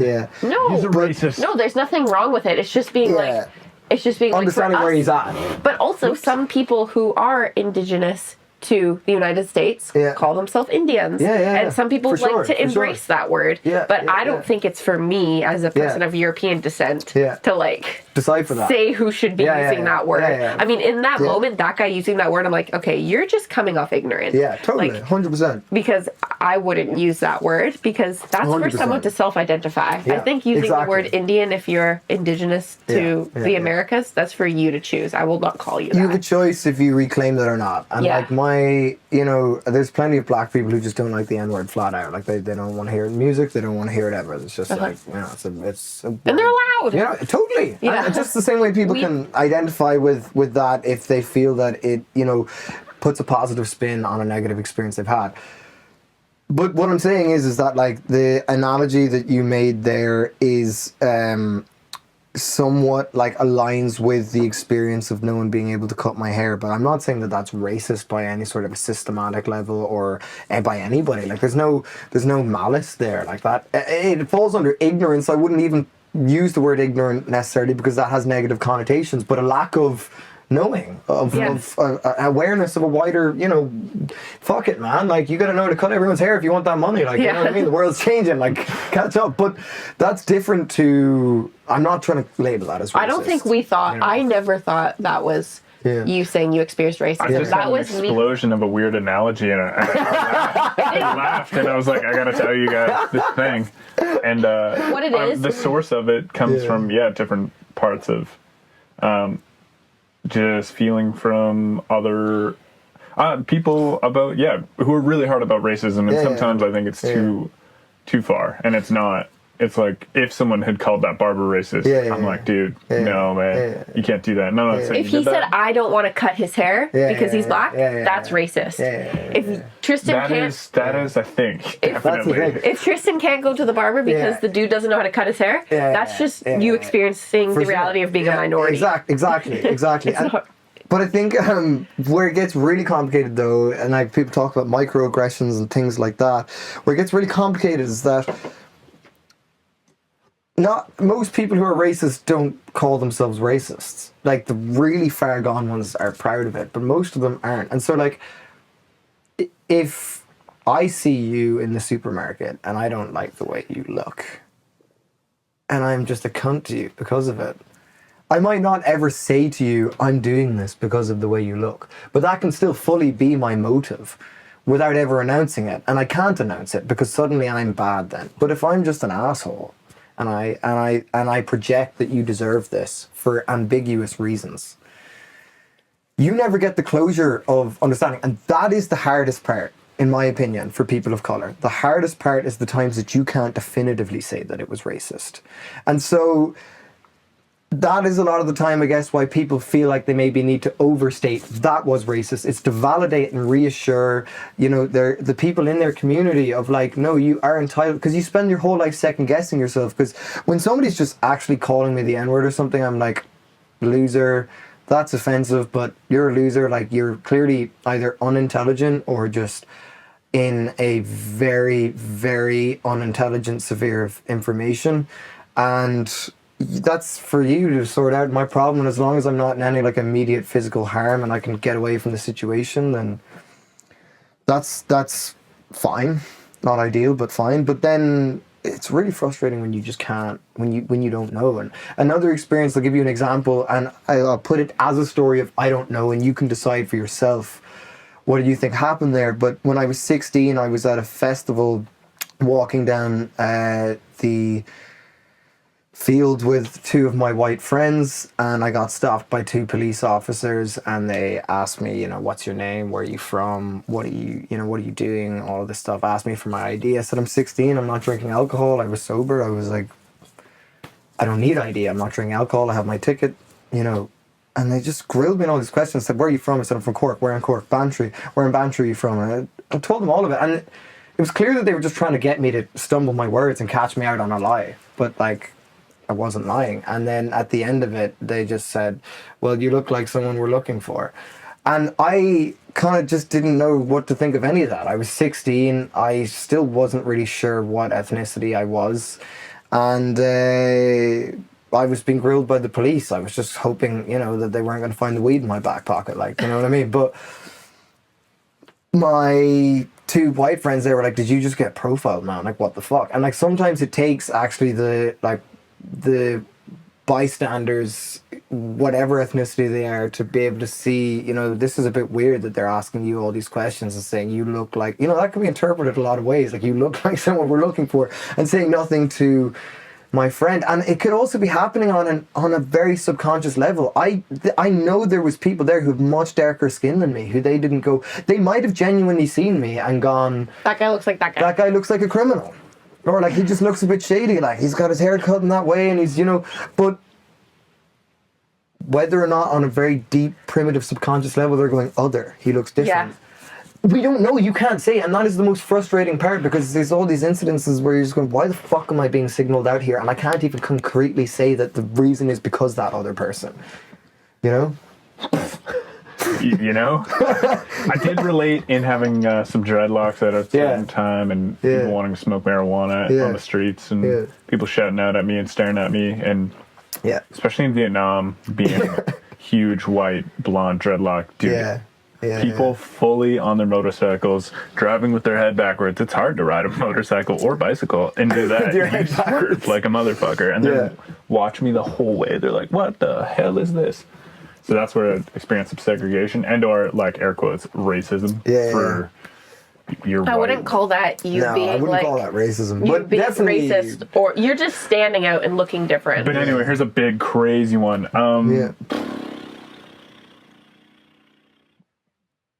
Memory loading. No, it's just scary to bring up because people will probably call me racist. So, since when is it, like, we don't like the behavior of, like, we've been programmed or told a lot, so to not like the behavior of racism and racist acts. Yeah. Though do we think that how deeply should someone be punished if they're racist? And for example, I believe I know people who do not like black people. Yeah. Are they like? I don't think I.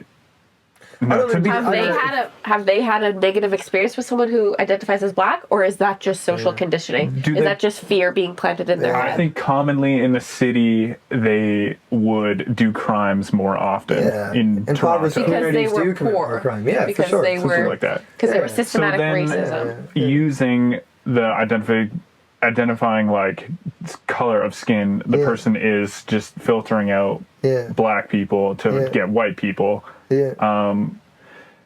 And why at a certain point, say there's a guy on the corner who is racist and we know it, like we just don't, you might choose not to hang around him, and you might choose to hang around black people yourself or anyone of any ethnicity, and you just know not to bring him around that guy. Like he's not. There's people who I hang out with who I know are racist, like, and I think to answer your question is I don't think we should punish these people unless they're breaking the laws, and the laws are made there to protect everybody. Like, race, color, creed, none of that comes into, it shouldn't come into the laws anyways.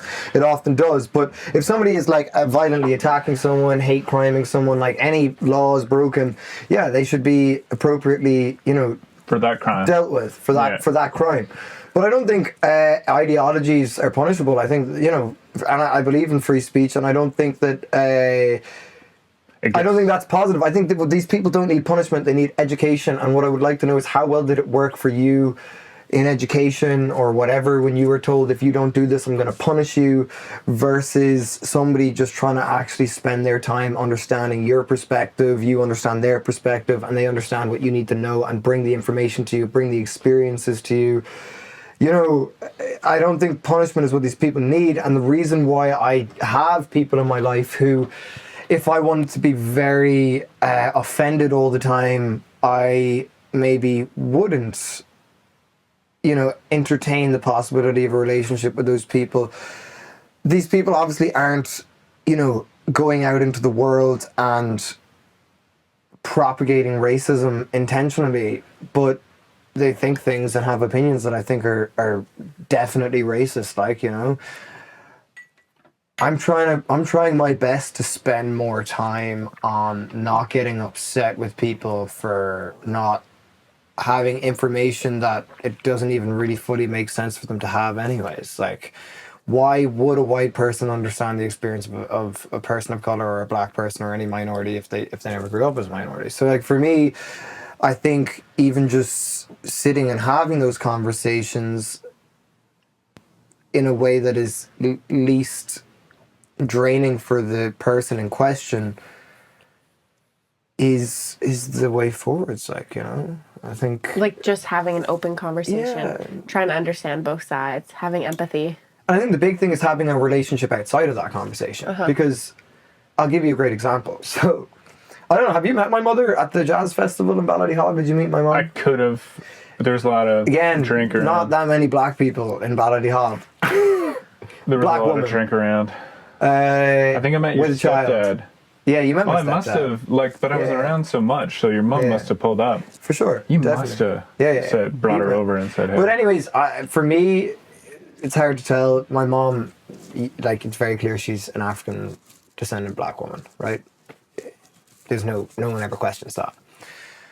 So I was sitting playing Call of Duty with a friend when I was maybe, I want to say 10, 12, 13.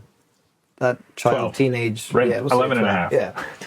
And we're sitting playing Call of Duty Ghosts, so someone can do the research when that was out. Mm-hmm. Playing Call of Duty Ghosts and playing with a friend, and you could change, I guess inclusion was first coming in back then, and they added some black characters. And my friend decided he wanted to be a black soldier because they were more intimidating than us, quote unquote, is what he said. I'm going to be this black guy because they're more intimidating than us and they know it. And I said to him, I was like, I'm fucking 10, 12, whatever. I'm not super educated either, and I haven't had much experience having conversations about this sort of subject matter, but I'm instinctually I'm like, that's you can't really say that. And I didn't say you can't say that. I don't think wokeism was a thing yet, but you were just sort of like, I was just like, that feels off. Yeah, and I just said like, my mom is black, and he was like, your mom's not black, and I was like, my mom is black, bro. Like if anyone sees my mom, like you just can't. No one will dispute that. But for him, he'd never met a black person, and the only black people he knew was like Eazy-E, Ice Cube, fucking like gangsters, man. Gangsters. So he was America. Associating. It wasn't the color of the skin, weirdly enough. It was a cultural significance, and so for him, really interesting. It's really interesting. So he couldn't understand that my mom was black because she didn't act like Eazy-E or fucking Snoop Dogg. She didn't act like an actual gangster. Yeah, exactly. And so this is mind blowing. Yeah, that's a nice that's just a nice side of the story. Yeah.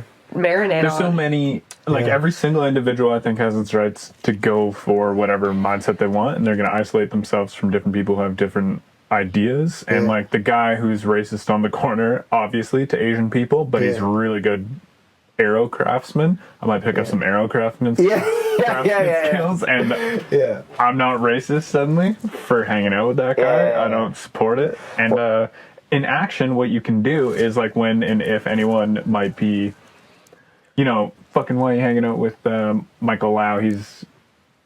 Michael Lau. I grew up with Michael Lau. Why are you hanging out with Michael? He's Chinese descent. Okay. Yeah. Shout out Michael. He's a legend. He's all this. You can just be like, dude, you've never even talked to him. Like, it's just a shitty behavior as a general friend and people on the tribal playground. You're just judging people who you're just making up shit. Dude. Exactly. You're an idiot. But don't make up shit. And then the thing that's really interesting about the story, the thing that's really interesting about the story that I just gave you is he had met a black woman, but he didn't even know it. Yeah, I know. Yeah, that's what I'm and saying. so it's because kids when they are young, they're not seeing color. No. They're just like, there's Tristan's mom. What up? For sure. But like it was the pop culture image associated with the color. I got given out to once by... Which might be reinforced to cause racism and harm. Yeah.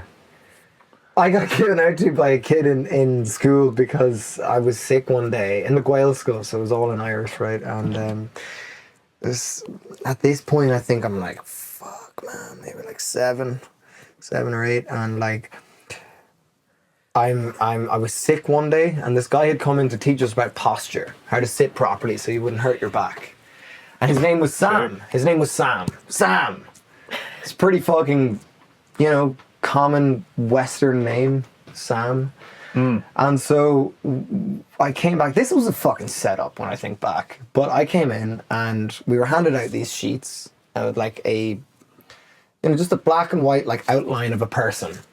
And the teacher had done an exercise. And the exercise was, we're all going to draw Sam. And I was like, fucking great. We're all going to draw Sam. Who is a real person. Who's a real person who came coming to in teach to do us the about posture exercise. But I was sick that day. Everyone else fucking saw Sam. He came and explained how to do their posture. I didn't understand. So I'm sitting there, I'm getting out the fucking peach crate. I'm fucking colouring this fucking Sam's skin in here. like. And then Billy next to me, this fucking white kid, is there going, what the fuck, Tristan? Sam's black. And like everyone else in the class, all the white kids have drawn a black man, and the one kid with a fucking black parent in there is like fucking drawing this white guy because he never fucking met the guy.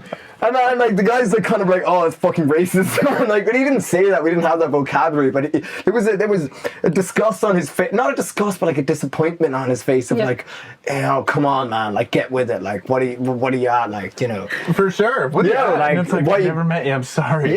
Yeah. I'm so sorry. Sam never saw that, and then I met Sam after, like, and I was like, fuck, like, look at that Sam. Like, how funny is this? Yeah, literally. But and in hindsight, the teacher was probably like, that's a bit random that some guy comes in to teach you something. The teacher's like, we're all going to draw this guy. Like why did you have to draw Sam? Probably because she's like, fuck, there's not many black people around. It'd be great if we could get get the kids used to black people, let's fucking color in the black guy. Like, that's probably, I don't know, man. Like, you know, I was told by my history teacher in secondary school, after she taught me, she's racist as fuck. She taught us about Jim Crow, like all that stuff. She would just say the N-word in class all the time. Oh my god. Fully just hard R, say the N-word. This is like mid 2010s. This is like 2015, yeah. Oh, okay. And at the end of teaching me about how my ancestors had been taken on the transatlantic slave trade, like, and, you know, Jim Crow and all of that, she proceeds to tell me about how the N-word is still around today because black artists like to use it in music. And they're like, the fucking Ku Klux Klan still exists. Like, the N-word didn't just go away when Jim Crow went away. And, you know, and I got in an argument with the teacher in front of the whole class, being like that, like, she was like, oh, and it's a philosophical debate. Like, can black people say the N-word in music? And can white people sing along to it? Because it's a song. I mean, it's a song, can't you? You know what I mean? And I'm just there going, no, like, you fucking can't sing along to it. And yes, we fucking can say that because, you know, and she was there, like, putting me down and debating me. And it's like, it's a student against a teacher. I can't win this argument. You know what I mean? It was like, in a way, is that not systematic racism and oppression, that the person who taught me about the history of my ancestors was saying the N-word and telling me that people don't use the N-word out of racism anymore? That's all gone away. And meanwhile, her students are calling me the N-word and attacking me down the road in the Chinese restaurant. It is so weird that they call you the N-word. You're more white for me. No, that feel so dumb saying that to you. Yeah. Well, it's dumb saying it to anyone, though. Yes. Yes. Oh, but yeah, so, you know, but man, the thing is, like, if you want to be racist, man, there's not many targets down there. Like, you know, you've got to, like, I'll give you another funny example. Oh, that's so brutal. This kid, really lovely guy, I love him to bits. This is a good example of no malice, just ignorance, right? We went on, like, the school had worked out, like, a really cheap way for us to all go on a ski trip, some bundle deal in Austria, and so, like, I saved up my communion money and all that shit, and, you know, went skiing with the school, and one of the guys, he'd never left, like, Ireland ever, and he was from, like, I'm from, like, very countryside. I'm 2 hours from the nearest city driving, or on a bus, an hour and a bit driving, but, we were in the airport, and, you know, you see people of all ethnicities and everything, all shades, all religions, everything in the airport. Time. It's a good time. The airport. It's a great place, great cultural exchange. Cultural exposure. Yeah. And so, but he'd never, you know, and his parents were farmers, like, really, you know, have no relationship with any people of color. They wouldn't even have relationships with people who were probably from outside of that village, like, you know. Yeah. And so we got to the airport, and he's seen a guy in a turban, and he was fucking freaking out, man. He was like fucking ready to jump under the tables, and he was like, "This is fucking it, lads! Like, we're getting suicide bombed!" Like, can you imagine how funny this is for me? It's like, I've been to an airport before. I've been to America. I've been to the ghetto. I've fucking, like, you know what I mean? Like, yeah. So that is. Oh my god! And he's freaking out at this dude's turban. He's like, look, but, like, it's not like he was, like, trying to get a reaction out of people or hype others up. You could just see the fear in his face and his eyes. He was fucking scared. Yeah, man. he had just been told one narrative about people who wore turbans. But the funny thing is fucking, I think they, like, most people who wear turbans are Hindu. They're not even Muslim, but he thought he was a Muslim guy. And regardless, you know, it shouldn't matter. You shouldn't think because this person's Muslim that they're a fucking suicide bomber. That's what he was told by the news. Hey, so a big point. We're clearly racist, talking about racist stories for like 35, 40 minutes. I think that's good. We're not racist. No, we're not. What is... Okay, no. I know. Actually, I know. I'm going to speak for myself. I know I'm not racist. She's out of you, bro. Do you think that people... there was a... Like... Did we just get older? Or I think there was like a bigger push going on from a force or something to make us care about racism and then gender. Like, kind of within a 5 like to 10 so year are you period. trying to talk about like the woke mob and the woke phenomenon? Because what's going on? What's your I've got opinion some of- things to say. Where did that come from? I've got some things to say. Well, I don't know if it's controversial for people who have my lived experience, but personally, on the political spectrum, I would probably identify. I just want to mute this while I go to the bathroom. Hit the red button. or there's I did and it didn't go red. the other one on You the don't want far to do an side. ASMR shit for us? Oh, that's blue. Okay, so the top one. I'm muted. Yeah, there you go. Cut that all Nice. off in post. I ain't got nothing. I don't got time for that. No, I do. I care about this story. I just really have to. Okay, well, let's talk about something else while you're gone. Can we do like, I don't know, do you need any cuts? Okay, we're doing Are you cutting this? Is this being cut? I guess we'll do a bathroom break. Yeah, we do a bathroom I was gonna break. say, We'll just clap our hands for some significance. microphones on? Yes. Action. Nice. As you were saying. What happened? What were we saying precisely? I feel We're like talking about the woke mob. we just missed but- like yeah. 3 we were minutes. talking about the woke mob. So yeah, that was the point. We were on it. Black We were on Lives it. Matter. I think they were funded by some sort of people. And Okay, well, fuck, you're going straight in, bro. Right. With no sensitivities, I think they were funded by people, but I think people also do have empathy for, Black Lives Matter, obviously. But then in saying Black Lives Matter, like what? Like all lives matter? Yeah. But also, you- black do you- people do you- were being targeted. Yeah, do you feel, more. I don't think know, it do you creates resonate with this? segregation. Okay, I resonate with the sentiment and the words all lives matter. Mm-hmm. I don't resonate with the hashtag all lives matter. I think that is, Never hashtagged it, bro. it's just kidding. it's just a fucking, It's deflecting. it's just a subversion, it's a red herring. Oh, It's that's my just like, can? No, that's my you can. know. But here, No, yours is over there. fuck that's not deep enough. That's not deep enough. What I said isn't deep enough? No, it is. But I think all lives matter, and I think for me, all lives matter would be personally something I would associate more with the right wing. And actually, to pick up where we left off, what I was going to say is Sick. I think that where I would self-identify on the No, put them on the table. Oh, on the In table. the shop, bro. Yeah, Where- we only got this one camera here. This one camera. Where I would yeah, right. identify on the political spectrum, well, not even identify, but look, where I think people would probably put me on the political spectrum would probably lean more towards, people might call me radical left because of some of my belief systems or things that I support, right? I'm okay with that. I'm fine with that. I don't really fucking care what, I believe what I believe. But, so I'm left wing, definitely. I would not dispute that. Whatever that means. I'll dispute it. Yeah, we can fucking try. But basically, the left has a really synthetic and hollow aesthetic and facade right now. And I think that's what people talk about when they talk about the woke mob. And I think it only bolsters the argument of the right and the fascists more, which frustrates and infuriates me that these people feel like they represent my opinions. The thing is that, the image of the left is this woke mob thing, and then people on the left counter the right's criticism of the woke mob by saying, oh, being woke is pro, LGBTQ rights or pro immigrants or people of color or whatever. And those are all things that I would support.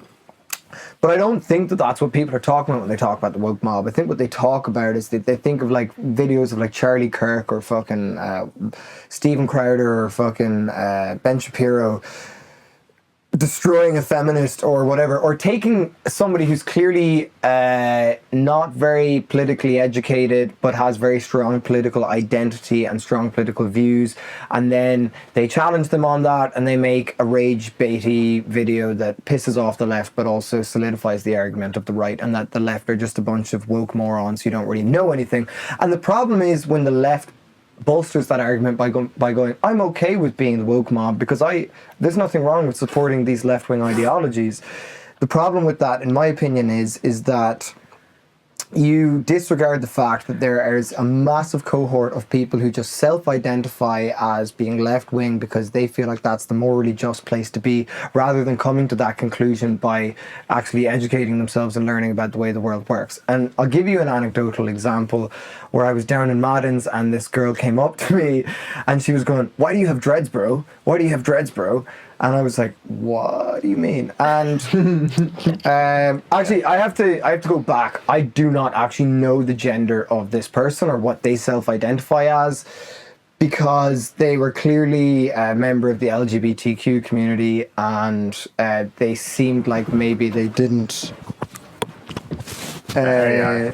Maybe they didn't fully identify with the gender or the gender roles they were assigned at birth, right?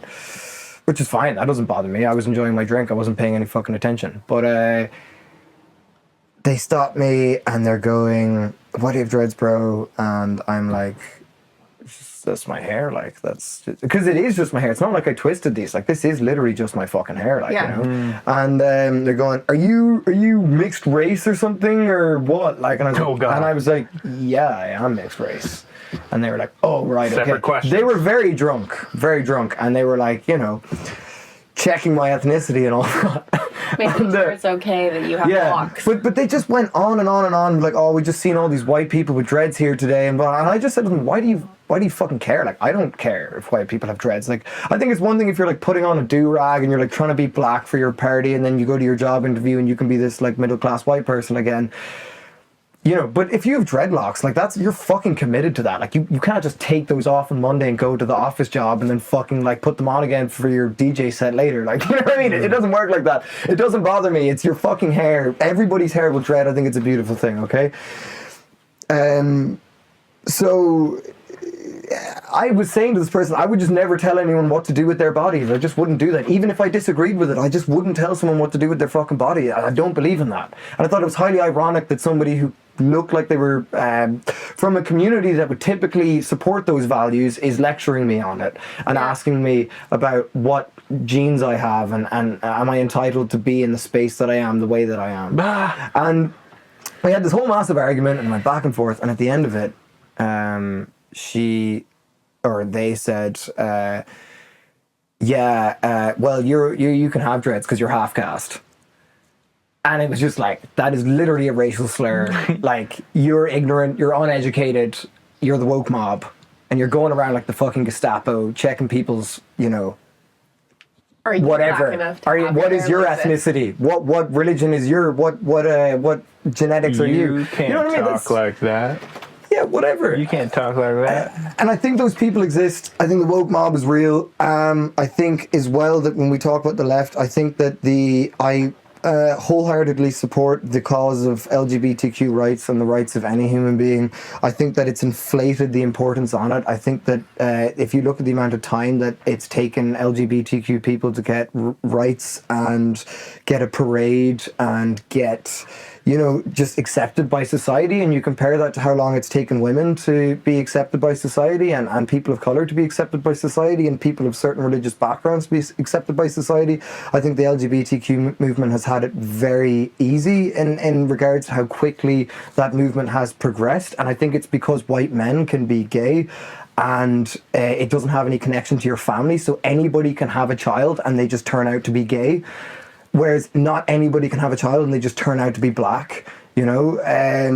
So I think that there's aspects like that people attribute to the woke mob, that they go, you know, I feel like somebody, just because they are a member of the LGBTQ community, does not represent my lived experience. They don't know what my history is. They don't know, you know, what my ethnicity fucking is. Like, you know, just, I don't think that it's right. And if you look at the woke mob, the vast majority of them are white people, and a lot of them come from privileged backgrounds. And it's just like, I think that honestly these people are overcompensating and doubling down because they feel an extreme level of white guilt. I don't think white guilt is helpful. I think it does more harm for people of colour than it does good. I don't think white people should feel guilty if they didn't do anything bad themselves. Just recognise maybe that you have it a little bit easier in some regards. That's all. You don't need to feel bad. Just feel bad for the other people who don't have what you have. And I just don't like the idea that somebody can walk around the place acting like they're the fucking morality police and that they represent me, and in doing so actually be attacking me when I'm trying to enjoy. And directly after that conversation ended, a guy came up to me and says, "Yo bro, are you mixed race?" I said, "Yes I am." He says, "Me too, I'm mixed Jamaican and Irish Catholic from the Falls Road just up there." And mixed people spot it a lot when they see me, and it's harder for definitely harder for white people to see it, but sometimes people who are purely African see it, but mixed people always seem to be able to spot it. And I just thought that for me that was a really interesting, duality of two aspects of my, I suppose, left-wing identity. And do I think some of this spawns from other, powers trying to cause internal conflict within countries? Fuck yeah. I do, man. And if you look at the KGB, there's like defectors from the KGB in the 1980s who said espionage was only 15% of their budget. Most of the budget was on what they called the moral destabilization of a nation, and how they would do that is through their education. Or the reason why it was 15 years was because that's how long it took to educate a generation, right? And so you look at these Instagram influencers, they're definitely agents, a lot of these people, Did you ever hear about that? It was a guy who wrote a book about the plan Russia had to destabilize the United States. Yeah. And why did they stop? 15-year plan? Yeah. I don't think they stopped. I don't think they stopped. I think it's happened. Do you think that's a part of it? Working. I just think there's... What are they trying to destabilize them? They went into the education systems. They went into the education systems with money. Like, you can sponsor the education systems and get them to teach kind of what you want, or you can get teachers in there. How would they have done that? I think it would have been a whole lot of different things, like probably influencing the educational curriculum and, things like this. But I think a lot of it as well is just politics. So if I was to give you an example, of someone who, I can't say for definite any of these people, I don't know fuck all, but even you can even look at someone like Trump and go, I'm not saying I think he's an agent for somebody. I probably would lean towards him not being one, but you can see how if you got people like him who are influenceable, in positions of power to just cause internal conflict, how that benefits their competitors. And so it's not about attacking them with even cyber warfare, or chatbots is a great example though of this kind of stuff happening. But in what regard? So just influencing so social proof is a massive thing of the comment sections and videos, and just making all the comments will say government stuff. academia, exactly. Scientific communities often exploiting ideological sympathies. Dude, I love that. Where people are empathetic is a great place to attack people. Manipulate, Black Lives Matter. And it's well, yeah, of course. And then so let me follow what you guys do. And then soon you're throwing rocks at a white guy. And it's just so white guys throwing rocks at a white guy. I would like to say, in fairness, I have heard people who I do trust talk about issues with internally in the organization of the Black Lives Matter movement, in terms of where some of the money raised went and things like that. And people giving money. I don't know about that. I don't know about Black Lives Matter as a political entity, but I agree with the sentiment and the Instagram message and the hashtag of Black Lives Matter in the wake of police brutality against black people. So Black Lives Matter is something that I would say is a movement that I would feel a part of on a grassroots people level. I don't know enough about the organization to argue with you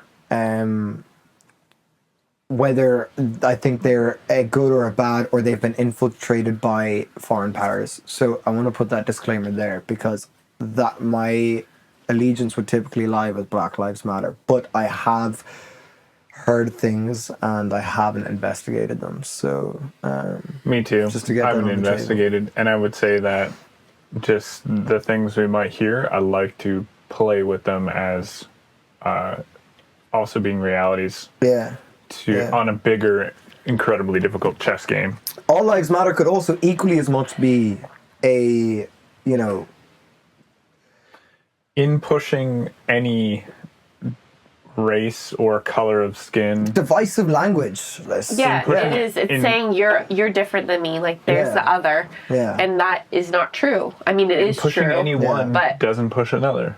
Yeah. And pushing any one doesn't push another. Therefore, there's segregation. If you say like Black Lives Matter, like as my grandpa would say, what about white lives? Like why suddenly this? Well, I don't think white lives are in question in America though. Like, you know. No. We're trying to get away from race here. We're not getting away. Well, your grandpa saying that is coming from, a privileged white person who maybe didn't experience racism or slavery in his ancestry. And at the end of the day, like, certain races were exploited because someone viewed them as a minority. Yeah. And that's not okay. But wait, let me finish. Yeah. But divisive tactics being used in this day and age, I think, can be strategic to divide us. Yeah. Because the bigger powers that be don't want the little people down here to be together. Sure. Yeah. They want me to see him as other because him and I together can be really powerful. Like we're the same we need community in different cultures. Yeah. And I find it interesting that this conversation started with us talking about Ireland and these troubles because at the end of the day, this is all just a big fucking distraction from the fact that we all live on this earth and we have experienced different things because of our color and because of what country we originally came from. But like, we're all fucking humans. Our history, I think, is the most important. Yeah, we need to know our history, be aware of it, and then present moment is 2025. Like, we need to unite together and uplift one another because we're all going through hard shit. And like, it's good to talk about this to like remember that there are like divisive tactics and distraction and war, and it's all being used because some people are capitalizing off of it. And like, and like, it's just important to remember that, and then I think just to focus on our vision. To bring it back as well to Ireland and the North, if you look at the typically most active, aggressive, and just kind of strong identifying people throughout the Troubles, it was working class people. So you've got the Shankill, you've got the Falls Road, you've got like Tigers Bay, you've got what are these words? These are places. Okay. And the people are working class there. So where you walked up and you saw that mural of Bobby Sands, right? They're working class, It was on Falls Road. Yeah, it was on Falls Road. There's do you see that wall? The really painted wall? That's a peace wall. We walked a line. That wall is to divide Catholics and Protestants, and it's built by the government. The gates close every night at 9 o'clock. The gates to this day. No, I still can't wrap my head around. They're probably closed right now. I can't wrap my head around why. You can't let those Catholics and Protestants mingle at this time. That's right. I literally can't believe this is happening. But listen, except for with Molotov cocktails. Yeah, but my friends, they used to, like, when they were kids, they used to go up the mountain and Black Mountain and find a way to get around the peace wall and throw mud at each other. Like, and it would just be like your friend would knock on the door and be like, "Hey, we're gonna go fucking throw mud at Protestants. You want to come?" And it's like, "Fuck yeah." But they were just poor and they didn't have toys to play with. They didn't have fucking entertainment. And that's for the kids. And then, they're told all these stories by their parents, and then their parents don't have job opportunities. Like my friend who was telling me that story, like he remembers his name is Sean, but when he went down during the Troubles when he was a kid, when he went to the shop, his mother would have to address him as John. Like she couldn't call him Sean. Why? Because they would know they were Catholics and they wouldn't treat them right and they wouldn't get the same opportunities, whether it was in the bank or it was applying for jobs or whatever. And this is like fucking 20 years ago, So, but the point is like the rich people don't give a fuck. To this day, it's still that way. The people with money, they don't care. They're a bit ignorant, but like they don't care. They honestly couldn't care about a united Ireland or not, as whatever brings them more money. Whatever means more money. And it kind of goes in line with what I was saying of like, at a certain point you do have to look at your quality of life. And that doesn't matter if you come from a working class background like me or if you're really rich. Like, people ultimately just want to see their situations better. And to what sacrifice, So here it is, all the poor people. And for me, I think classism is a massive part of the whole thing. And I think a lot of this is a spring off of classism, whether it's like, racism, sectarianism, misogyny, etc. I think ultimately a lot of it does come down to just the haves and have-nots and how much we want to share with our fellow human beings, And it's hard to share when you're fucking starving. There's a great Bob Marley song, them belly full but them hungry, a hungry man is an angry man.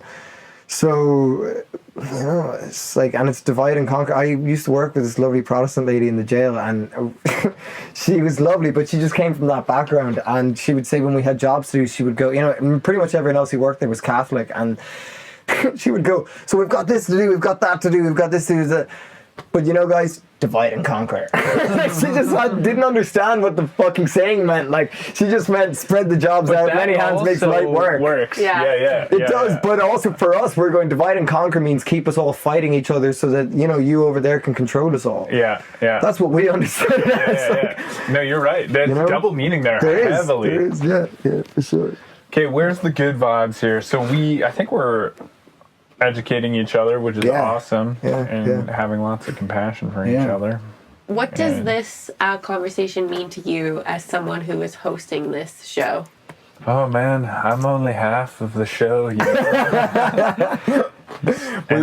get the other 25%. He's the other 50. That's right. The majority or whatever. Sorry. The halves and have-nots. Is what Yeah. Quiet please. Yeah. Quiet please. I'm speaking. Stop. No, so dude. funny. That's all good. Okay, so what does it mean to me? It was great to hear about some, unfortunately, some racist things that might have happened to you in the past. That gave me some nice acknowledgement of things I didn't know of. This is beautiful. I didn't know your mom was black. When Colin was describing his friends with locks named Tristan, I pictured someone who had a black complexion to their skin, and then I met you and I thought, oh. And then I saw your hair and I was like, right on. And then it's funny that I before I even met you, I thought you were black. Tristan. That's funny. And I knew I knew you were black. I thought you were black. I knew you identified as a person of color. And then, that's what I learned from this conversation. And I think it gives me more compassion to you as a human because we haven't even talked about the fact that you're the lead singer in a reggae band. But obviously, I've actually dove in deep to learning about Rastafari. Class. And because I really like reggae music. Because my first boyfriend identified as a Rasta. So being around that made me have to educate myself for as to why he is this way. And pretty much but there's he wouldn't like me drinking this whiskey. and I actually thought about that too. I was like, wow, we're obviously none of us are. I'm a mixed bag, if you identify fully as a Rastafarian, you don't drink. And I don't think you identify as that. You just have your hair like that. But I think it's a bit of both. It's a mix, and it's. And I think we're allowed. Snap me again, Daddy. Wait. We're allowed to. No, we're allowed to evolve in our spiritualism. Whatever. I don't know if you identify as a Rastafari, but I think you're allowed to identify with aspects of it. And you're also Irish, so fuck yeah, you're gonna have a drink. Exactly. And all the walls and constructs are falling, and they should.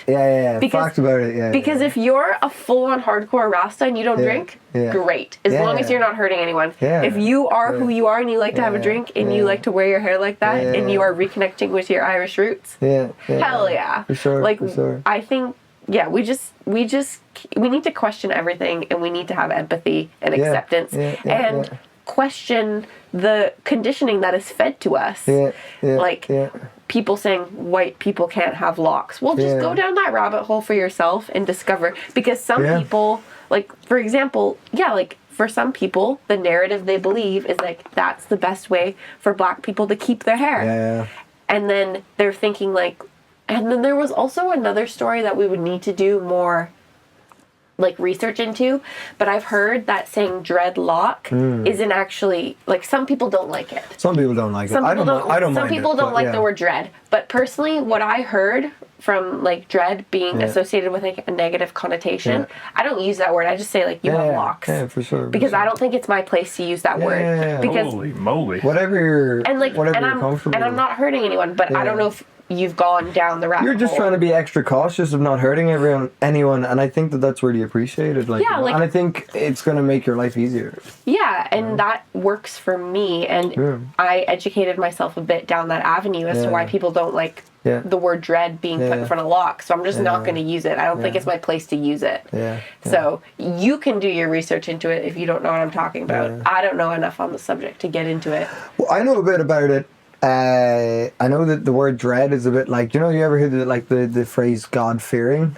Like that's a God-fearing child right there, like, and like the word dreading it. Yeah, like they're dreading God, like they're terrified of him, and that's like a good thing.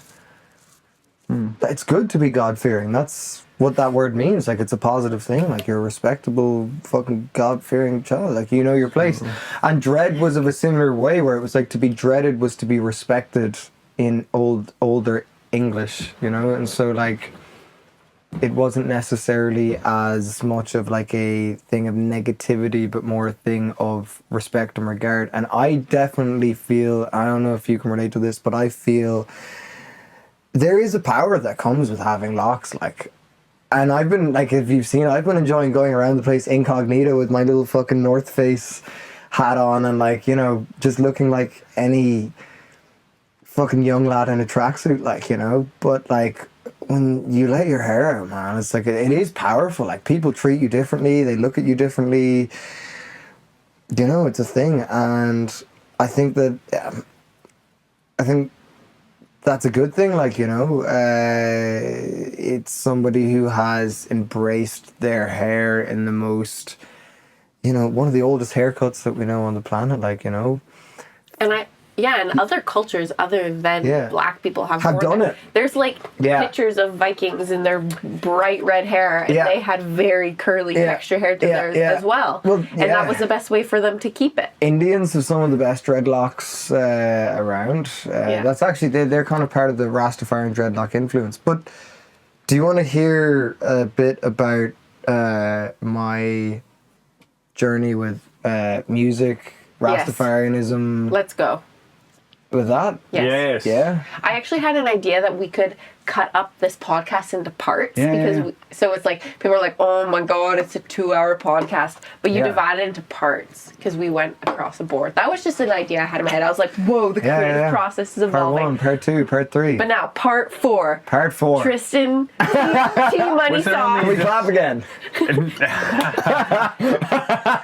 Was there only 3 parts? Intro, racism. It went intro, history of Ireland, racism, Rastafari. Reggae. Rastafari. Reggae music. Okay, let's go. I don't know. Do you want to? Is there any questions you have on that subject that are most similar to taking things that, or like we're not all entirely anything. Like there are radical left ideas that I would affiliate with, and you would too. But you're not. There's so much diversity in every single human being. Yeah. We could have a anyway. So my question with previous stuff you were saying before. Yeah, what do you mean? Because I'm interested. Oh, well, you're not a radical left person going asking people why they have dreadlocks. Or asking if but I am, where they're from, so that makes you say certain things. But are you even left wing if you behave like that? I don't know. Like that seems more like fascism to me, to be honest. Like, but maybe both sides at far wings become it's a all control. Joins at a certain point. Like goes all the way around the world. And then you might even have some right-wing ideas inside of you, like... For sure, yeah. As you even get older, you might see how, like, certain things work in a certain way, and you're like, no, we should probably, like, hold that. That seems like a solid thing. Just... I think conservatism and right-wing ideology are not mutually exclusive. I think you can think about holding on to certain aspects of the way you've done things without it being right wing, but Yeah, I Shouldn't think I we just understand what you're abolish saying. the left and right wing I was ideas literally then? thinking- Yeah, Shouldn't no. it just be like We should, They're just but- like these weird.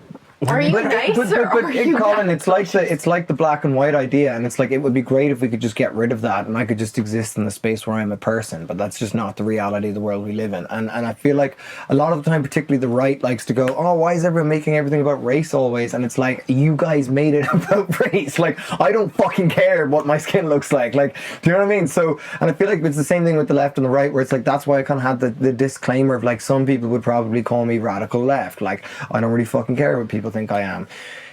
If someone asked me if I was radical left now, I'd probably just say yeah, because that's easier. But like, yeah, we should abolish all these things, but like we don't exist in a vacuum. Like we exist in a culture that hasn't just come out of nothing. It's been evolving for hundreds of thousands of years. I think a lot of this can be taken back to the tribe, you know, and just like, how do 10, 20 people get on as a team, as a group, different personality types. And then that's just exploded into an overpopulated planet. And with fucking, you know, I think someone called it like an existential crisis rectangle in all of our pockets all the time, you know, that can tell us everything and bullshit all at the same time. So The internet's going to tell you what you want to hear. yeah, we should get rid of, like these markers that say I'm different to you. And the tools that kind of bolster those arguments, I agree, but like I think before we can do that, we need to decide which one we are, and then we can, you know, figure out how to get rid of them all. I think, you know. Yeah, I think There's a right way and a wrong way. That's the easiest way of looking at it. Fuck everything else. There's truth and there's you know, I don't believe in multiple truths. Just picking any one side though just contributes to segregation, I guess. Because I remember seeing the arrows in political science class, political science class, I guess it was called.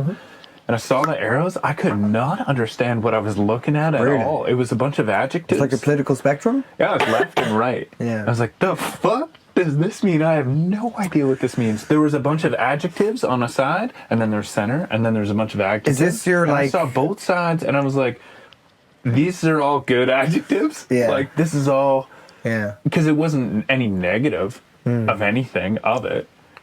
It was all the You're not going to join the club if it's got a shit name. The tendencies of the left and right. And I'm like, well, all of this are words and things that everybody, like, I'm like, what does this mean? Yeah, yeah. Anyway, never got it. And even still later. But anyway, just saying you are one or the other is just awful. Yeah. It just segregates. Like, no, but I do think you're either wrong or you're right on many different things. Well, because, you know, there's universal truths. Exactly. Like, in the under universal truths, many things fall under what's good, and many under things fall under what is bad. So it's just about being tapped into that. If you ask most people about things that are not in any way dressed up as political, most people will have the same answers. Like, do you think that everybody deserves the same opportunity in life? Do you think that everybody has the right to life? I don't know. Do you guys have the death penalty? no. I literally don't think so, but we probably... I don't think so. Do you have the death penalty? No, but... Are we just trying to talk about, like, black or white, yes and no right now? Just trying to have I'm just trying to have a sense of agreement. I thought we were going to talk about reggae. Yeah, we should. Yeah, we are. We're getting there. No, get there. Let's get there. Okay. Yeah. So my question was, when we were getting deep into the political fields and the racist field and all of that, I was thinking, did you find reggae music as a source of relief? Or... Yeah, definitely, yeah. Or did, like... But yeah, elaborate. When I heard, like, for me, listening to reggae music, like, actually listening to it completely opened my mind to another facet of systematic racism and revolution. Yeah. And I realized, this is rebel music. Like, this isn't, like... But it's rebellious in an introspective, spiritual way that a lot of revolutions fail to be. I identify so much with aspects of this, and I'm not super tapped into it right now because I feel like I've already kind of, in some ways, broken down some barriers. So I'm on the other side of the spiritual revolution. But reggae music is like a spiritual revolution, and when it's done right. I think we need to put a disclaimer now that, like, if you don't listen to reggae music and you think you know what reggae music sounds like, you almost definitely don't, because I think that this is a really big thing with, like, I don't know, I feel like a lot of reggae music is almost a bit like pre-war jazz or something, where it's like the best music is made by nobodies, and like they're not like privileged professional musicians, you know, they're making music with what they can, with what they have. And Bob Marley, very powerful figure. Some of his music I really love, but I don't think it's an accurate representation of reggae music. And I wouldn't even say that my music is an accurate representation of reggae music. I think my music is incredibly influenced by reggae music. I think that if you're a diehard reggae fan who only wants to hear reggae, you might be disappointed at my shows. I think if you're someone who likes reggae music, you're going to love my shows. But... Well, I think there needs to be an acceptance of all the different facets of music and reggae and genres. And you're allowed, and I think there needs to be like a greater acceptance. But if you, like, I don't even know what that means if you're like we're a fusion band. That's what we call ourselves. We're a fusion band. We don't expect one genre. Like, we move between 2, 3, 4 genres in one song sometimes. Like, there's definitely a very strong reggae bass, though, just because of how the drums communicate with the melody. For sure. Well, I think the show you guys were at as well, and the first one you were at, would have been much more along that reggae line. But like, the music we're writing at the moment is really, like, a lot of it is like neo soul music that we're making. And neo soul is great because it's modern soul. Totally. And soul just means it's coming from the heart, and it's gonna have some aspects of spirituality, for sure, and rebellion. For sure. But yeah, did you find, maybe when you first discovered, did you find like relief or what's the word, like camaraderie? Like a catharsis and like So I'll tell you the story. So I first encountered reggae. So I first encountered reggae driving around West Cork in the back of my mom's car. How old were you? 6. Woo! That's amazing. So, you know, my mom, Nina Simone, Bob Marley. I don't know if you've ever heard of like this small kind of charity thing called Playing for Change, or I'd heard of it. You know, but like, Mom had a good taste in music. Mom's a dance teacher. So I first heard Bob Marley then. I loved his music. Again, I didn't know what colour his skin was, but I remember hearing on the radio them talking about Bob Marley being dead, and I was like, Mom, Bob Marley's dead? And she was like, yeah, he's been dead for like 10 years. I was like, that really, I remember the moment. I remember where I was. Wow. Like in the car, like where the car was in the town. I remember the moment I found out Bob Marley was dead, like, you know, and like I knew nothing of the guy. I just heard his music and the bopping around in the back seat in the car seat, like strapped in, you know what I mean? Like, that was, so from a young age, it was there. And Nina Simone has just got that beautiful bluesy, soulful. I love Nina Simone. You know, I honestly, my dad was a musician. I learned to play music on his guitars, but my mom has influenced my taste in music. My dad was a rocker, you know, he was rock and roll, but Mom has really just influenced the music I love. And so that was the kind of, I guess, the real first introduction. And it kind of goes back to what we were talking about earlier of like having, when I first got into music, it was rapping, it was hip hop. So for me, I was like there going like, I feel a little bit different than the other kids around me. My dad's a musician, my mom's a dance teacher, I'm a musical family.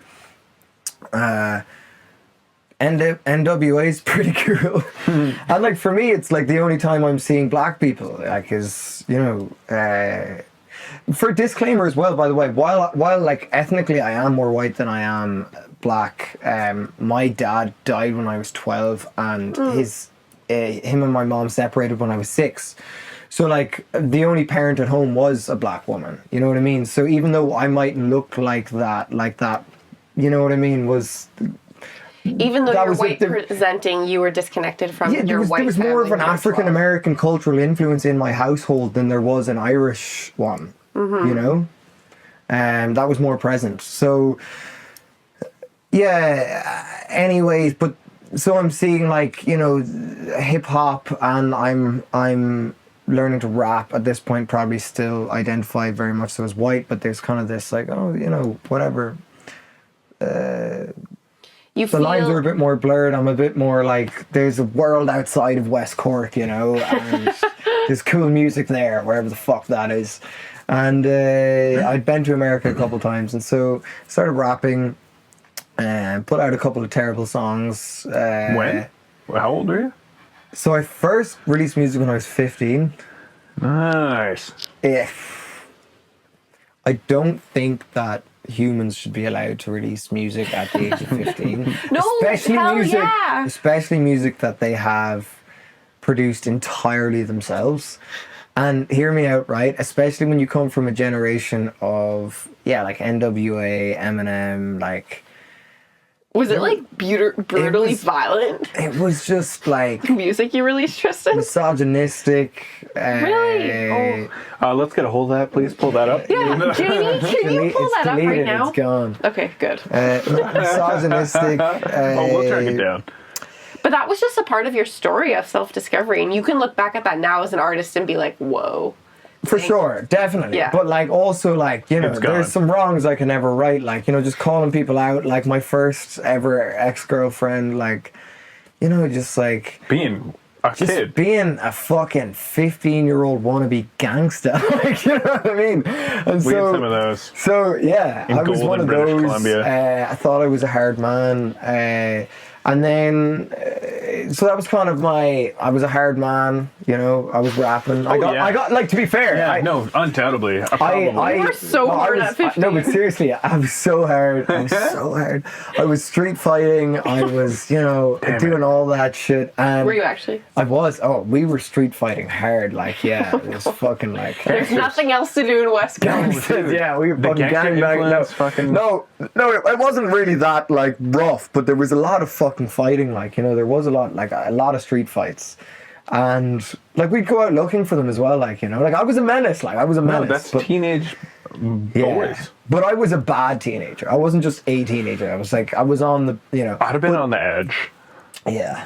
I was. But I didn't look for it. I was off the edge. Yeah. But I'd be there and it'd be happening. I'd be like, whoa. Yeah, you'd be pulling your friend off the street. You'd be like, I don't actually want to fight right now. Or not at all. No, someone else would be doing that. I'd still be further back. You'd be like, whoa. This is cool.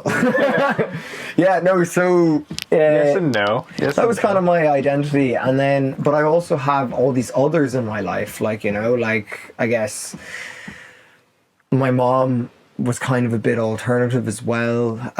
So there's kind of all these others, you know, that have been influencing me. Also, like, there was no men in my house growing up. Like, you know, like my older brother moved to my dad's house. My dad was living somewhere else, like from the age of 6 upwards. So what kind of instruments were you playing? Nothing. Oh, yeah. Well, actually, I had started to learn. So when my dad died when I was 12, he played guitar, and I started to learn guitar on the guitars he used to play.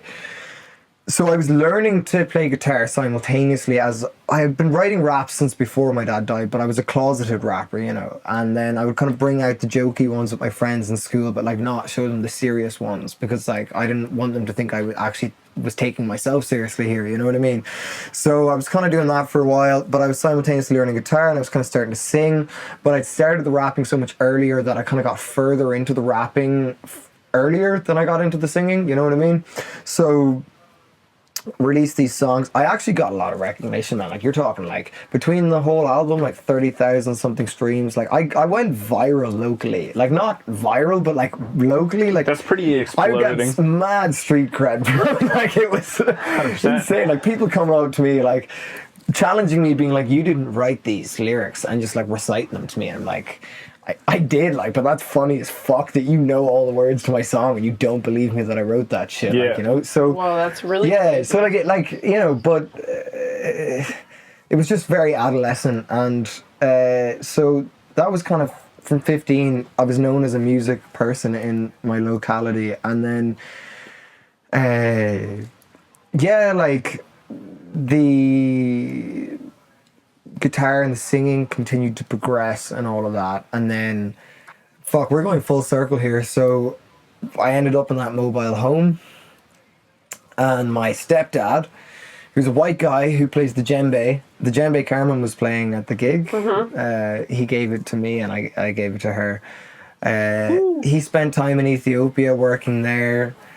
He knows so much more about Africa and African culture than my mother does. He's spent time there. My mother's never been, you know, and he's this white blonde guy, and they'd be taking him around Ethiopia and they'd be going, you know, they'd take him to an island and they'd be like, "You are the first white man on this island." Why was your stepdad there in the first place? He was doing de-desertification work. So like I said in the beginning, there was the garden center, right? So that's his another podcast is needed to start going into his fucking dad, right? Christy's dad. I'd call him granddad. A massive influence in my life as well. But he needs his whole own thing. But he started the garden center, and basically Christy was there because of that.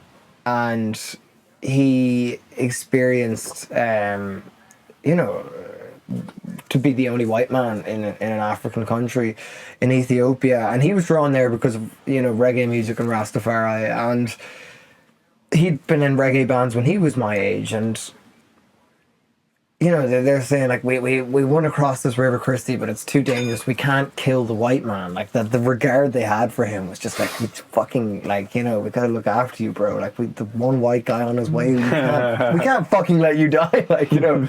So, like, that was his experience, just seeing all this love, you know, and, like, connecting with the music. And he had a very unconventional upbringing. He grew up without electricity, without a toilet. Like, his dad was really in a mission to go backwards. You know, he was a hippie from the 70s, anti-Vietnam War, English hippie kid.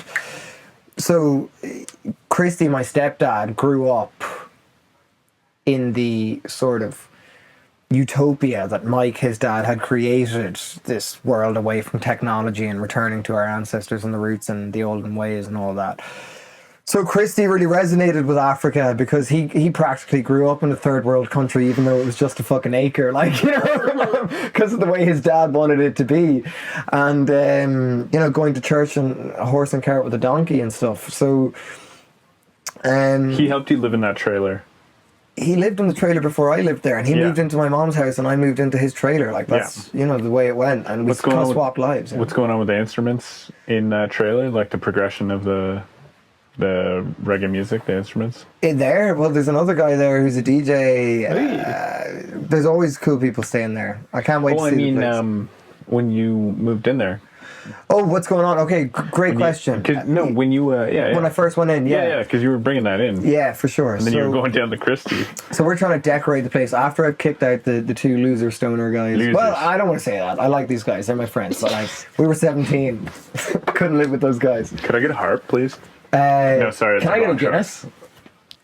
Rock shark. What am I, the bartender? Well, you're just there. Thank you so much. I'll leave a tip. No, I'm kidding. 3.4%. Jesus. That's for pussies. I know. Shit, man. Straight. I'm allergic to peanuts, man. You're trying to get, no, I'm joking. She's allergic. Guinness to is the antidote. shellfish. I'm only joking. I scared the shit out of you. No, for a minute I was like, fuck. He could be. He could be. Okay, so you're living in the trailer. We're trying to... Reggae music. Reggae music. So how did you find reggae music? Yeah. So other than when you were in the when I car? was so my I get into my stepdad's mobile home with these relics of Ethiopia and his reggae life. So there's fucking drums galore, djembes, congas, a couple of guitars, a couple of just broken shit guitars. I don't know if there's any guitars, some basses. Broken shit basses, just fucking broken shit hippie instruments, you know, and really nice African drums, you know, and that was kind of a shit drum kit, you know. So like there was stuff there. It wasn't so much about the instruments I could play. It was more the fact that like the instruments that I had from my dad dying, that I could make fucking noise now. Like, you know, I was in the middle of nowhere in this mobile home, and I was trying to decorate the place because it was a bit boring. So I found all these things, and it was like this guy Z's from Senegal, you know, which is West Africa, a part of my ancestry, had left these beautiful paintings he'd made when he lived there. There's so many people have lived in this trailer, man. Like so many people. And Christy, he just like meets an African guy. Like if you put Christy in a room, like he'll find the one African guy and just start talking to them. Like, and me and my mom just crack up. We're like, Christy, like you're cringing us out. Like stop just beelining for the black guy. Like, literally. But so he's had all these, you know, African people who've ended up in Ireland and kind of brought them in and saying, you know, like come stay here, come make some music with me, blah blah blah. And so Z's had this beautiful African artwork. I put that up on the walls, and this map of Ethiopia that Christy would have traveled Ethiopia with, and I put that up above my bed, and I sat every night and I looked at the map of Ethiopia and just heard these stories. And I remember Christy getting in the bed next to me one day, just looking up at the map and explaining, like, so this is where I was there, and that's what I did there. And so the Rastafarians, you find a lot of them here, and they believe, you know, King Solomon, he came from here and he met Queen of Sheba there, and you know, and all of this, you know, Abrahamic spiritual lore that connects with Islam, Judaism, Christianity, and also Rastafari, which is a branch of Christianity, you know. So hearing these stories, getting away from the town, I didn't have, like, my closest neighbour, who I considered in any sort of way a friend, was Christy's dad, who lived on the other side of the mountain, an hour's walk, you know. And so you were very isolated. I was completely isolated. There was a time where my shoes just fell through, and my parents, like, I was in this limbo of 17, 18. They're like, you can get yourself shoes, man. And I'm like, I can't. I'm living in a trailer with no job. And I was doing garden. 17 years 17, old? verging on 18. Yeah. Was doing work for Christy's dad, and gardening. You hadn't hit a heavy session of practicing music super hard yet? Other than becoming a viral 30K and pop star. Right. So, no, I would actually say that most of my practicing had already happened in that time, or there was a lot of self-teaching happening in that time of awakening, being away from judgment and just people.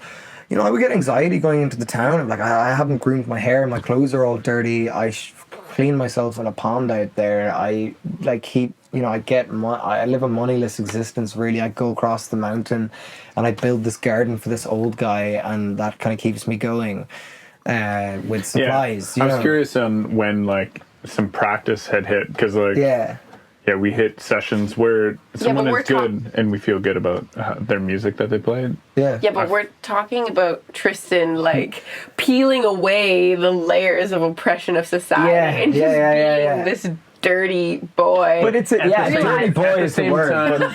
You were playing those instruments. But it's a good question, because oftentimes I feel like with music, those two things can overlap a lot. And when you talk about jazz, and you talk about, you know, like the stripping away of caring and just the most honest and true expression of yourself in this moment, regardless of how that's perceived, and putting that out into the world. But at the same time, you know, and that was kind of happening to me on a conscious level, but then also you talk about, like, the passing on of information and, like, education systems and, like, being a classically trained musician, and that's kind of where jazz comes from. Is it's that combination of being a free, you know, oppressed person who's forced to exist outside of the rules, but also having this background of a learned, trained, systematic, you know, scientifically formed instruments and written down systems of music and you know, understanding of vibrations and octaves and all of that. And I feel like it's the combination of having the privilege of having an education, but also having the privilege of escaping, you know, the constructs of the society that we're kind of born into. And when those two marry together, you are able to do things, I think, that otherwise you wouldn't be able to do without having both of those experiences. So most of the training happened before musically. Guitar lessons I would have done for maybe 4 or 5 years. I quickly realized I don't really want to be a really good guitarist. I want to write songs. So can I get advice on how to do that? And so, like, I'm not a very well practiced musician. I think for how long I've been playing instruments or playing music, I should be technically much better than I am, but I don't spend time practicing scales. I don't spend time practicing hard to be better. I spend time expressing myself and writing music, you know, and I'm very comfortable in that space. Much less comfortable jamming on the fly, improvising, you know. It's just me as a musician, but yeah.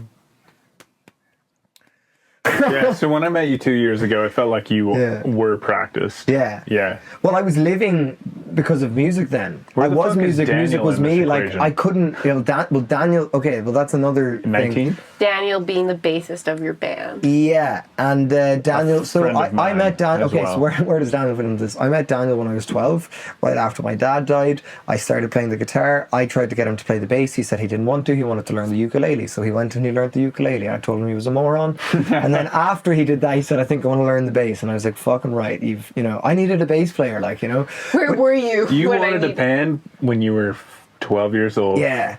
And I think I wanted to be a musician before I even played music, if I'm entirely honest. And Daniel started the production by himself, and he was making these fucking fruity FL, you know, froggy beats. He has beats, man. I have one. He has beats now. My laptop right here. We're talking demo Daniel, like pull up 2014. Yeah, it's a drum and bass didgeridoo song that he has. That is sick. That I'm gonna collab on.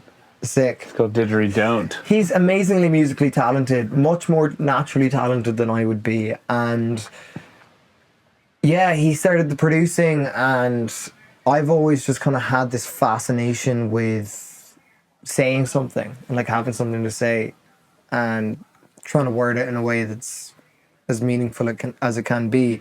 And Daniel's always just really had this catharsis and relief in, you know, music. I think he's autistic, but honestly, I think I'm very ADHD, but like, yeah, he just loves making these sounds and the way they make him feel. And so we kind of joined forces. He was making these beats, and he made all the beats, custom made beats. That's the one thing I had as a rapper in West Cork that no one else had. Like, they were getting these fucking YouTube fucking beats. Nah, like custom made beats with, you know, stops and drops and you name it, like, you know. So me and Daniel, yeah, we fucking, like, when we met, neither of us could play music, but we've, you know, we don't have anybody in the world like we have each other. Like, it's day one music till now, like till forever. He's my oldest, you know, longest best friend. Like, so yeah. So he comes into it, and we do the rap thing, and then I'm in the mobile home, and I start getting in this reggae thing, you know, and I feel like that kind of coincided with a lot of personal growth and kind of maybe spiritual opening, and Rastafarianism was kind of a catalyst for that and really made me think about things and question things and learn about what they thought. I don't think I would say today that like Rastafari is my whole identity, but it's definitely a part of who I am. And I think, again, this comes back to like just being okay with being mixed and not having to be a purist of one or the other, where it's like, this is an aspect of my spirituality. Like for me, so like the word God like took me a really long time to become like okay with saying that word, because like I was brought up with a different meaning to what it means to me now. And Jah was the first word that like I was actually comfortable with, you know, referring to the creator with, and just like the greater, you know, the periodic table, whatever you want to call it, man, like all just the things that make up the, you know, in a combination that make up everything, you know, the building blocks of life and the world, and, you know, everything that came out of the Big Bang and before. So yeah, I think Rastafari was really driving force for that, and especially the fact that there was a lot of also again relating to the struggle of, you know, oppressed people within that, and my ancestors being on that journey of passing through the Caribbean, whether they were Irish or African, and being, you know, subjected to all of the things that they talk about and the consequences of that today. So I think Rastafari's massively informed my spirituality and who I am as a person today. But I have a very eclectic perspective spiritually, and I just don't feel the need to box myself in as one or the other, because some days I feel more this way and other days I feel more that way. Some days I identify more with my Irish side, some days I identify more with my African heritage, some days I really revere Rastafari and have a lot of reverence for the messages. Other days, maybe I'm interested in a chapter in the Quran. Other days, I'm just more caught up in what's in front of me now and how I feel. So, dude, music's the bomb. Music is so sweet. It feels like it undeniably doesn't harm nearly anybody as much as many other jobs. And people, I don't know. I would almost disagree with you, man. I think being a musician's fucking hard, like. But I don't know. Like, are you financing yourself mostly off music these days? No. No. Doing other jobs is how I finance myself. Same. And then just doing music, But yeah, also oh my god, the thoughts of being a musician or like going down it and like I've wasted so much. Like might one day you might be like, I've wasted so much fucking time writing music. What the fuck is the whole point? Yeah. But then it's your creative expression that's priceless. Yeah. But it's hard to see like that when you're starving and your mental health is bad and you're like, I've already been through that. Like last year was really tough for me. Just like I was ready to throw it in and just be done with it. Like, just pick a different life. Oh, it'll happen again. Maybe it will. I know it will. Yeah. Maybe once every a year it happens. But that was like my first breakup, and it was like it breaks your heart the most, and it kind of represents heartbreak for you, and in a way love for you as well. But it will never be as bad, as the first time you experience something terrible, or your first death, the first time someone dies, anything like that in your life, like the first time. We are all falling asleep here. I just wanted to say, maybe we should wrap it up. Oh my god, it's 10 o'clock. Are you gonna? Oh my god, it's Tristan, 10 o'clock. you were just talking like you're no one's business. Hey, you're gonna spit some bars? Does anybody? Yeah, does can you anyone spit some need to say bars anything? to just I got no words. Anybody need to say anything that think is unsaid? I think that we should be allowed to identify with whatever we want, whenever we want, as long as it's not hurting anyone. Yeah. And I don't know, when you were going off before on your last tangent, I had something I wanted to say. And it's slipping from me now. You can't remember it? Well, it was pretty much just like, What were you talking about when you were thinking about it?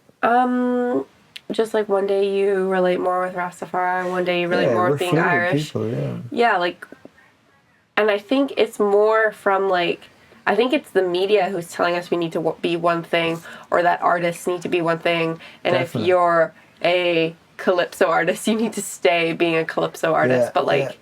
Everything, oh my god, if you're saying someone needs to be only one thing, you're ignorant to the reality and that's the narrative, that's an oppressive narrative that someone wants to put on us. It's control. If you can't categorize people, you can't organize them, and if you can't organize them, you can't get them to do what you want them to do. So I say the more diverse we are, the better. Don't ever, that was a great note to hit it off on, but the more diverse the better. And draw on from as many influences as you can. And just keep having conversations, I think. I think let's not, just keep ourselves talking to people who are going to like what we have to say, or only talk to people, you know what I mean? I think it's important to just fucking be out there having, on Get the frontier. Make music, listen to music. Yeah. Thanks for being here. Yeah. Thanks for having me. Hey. So this is True Glue Podcast. I haven't opened the can yet. Is this one even? Yeah, it's done. This is True Glue Podcast. True Glue. Having conversations, bringing people together. Thanks Call for me having Glue me on the show. I'm Cocker for sure. Thanks for doing all the editing to make this 3-hour podcast. He ended his editing. He's done. Well, one mic shuts off. So what I've been doing is It's just me and you now. Just me and you now. Goodbye, Glue Cocker. Glue Cocker. You are no longer glued to this cocker.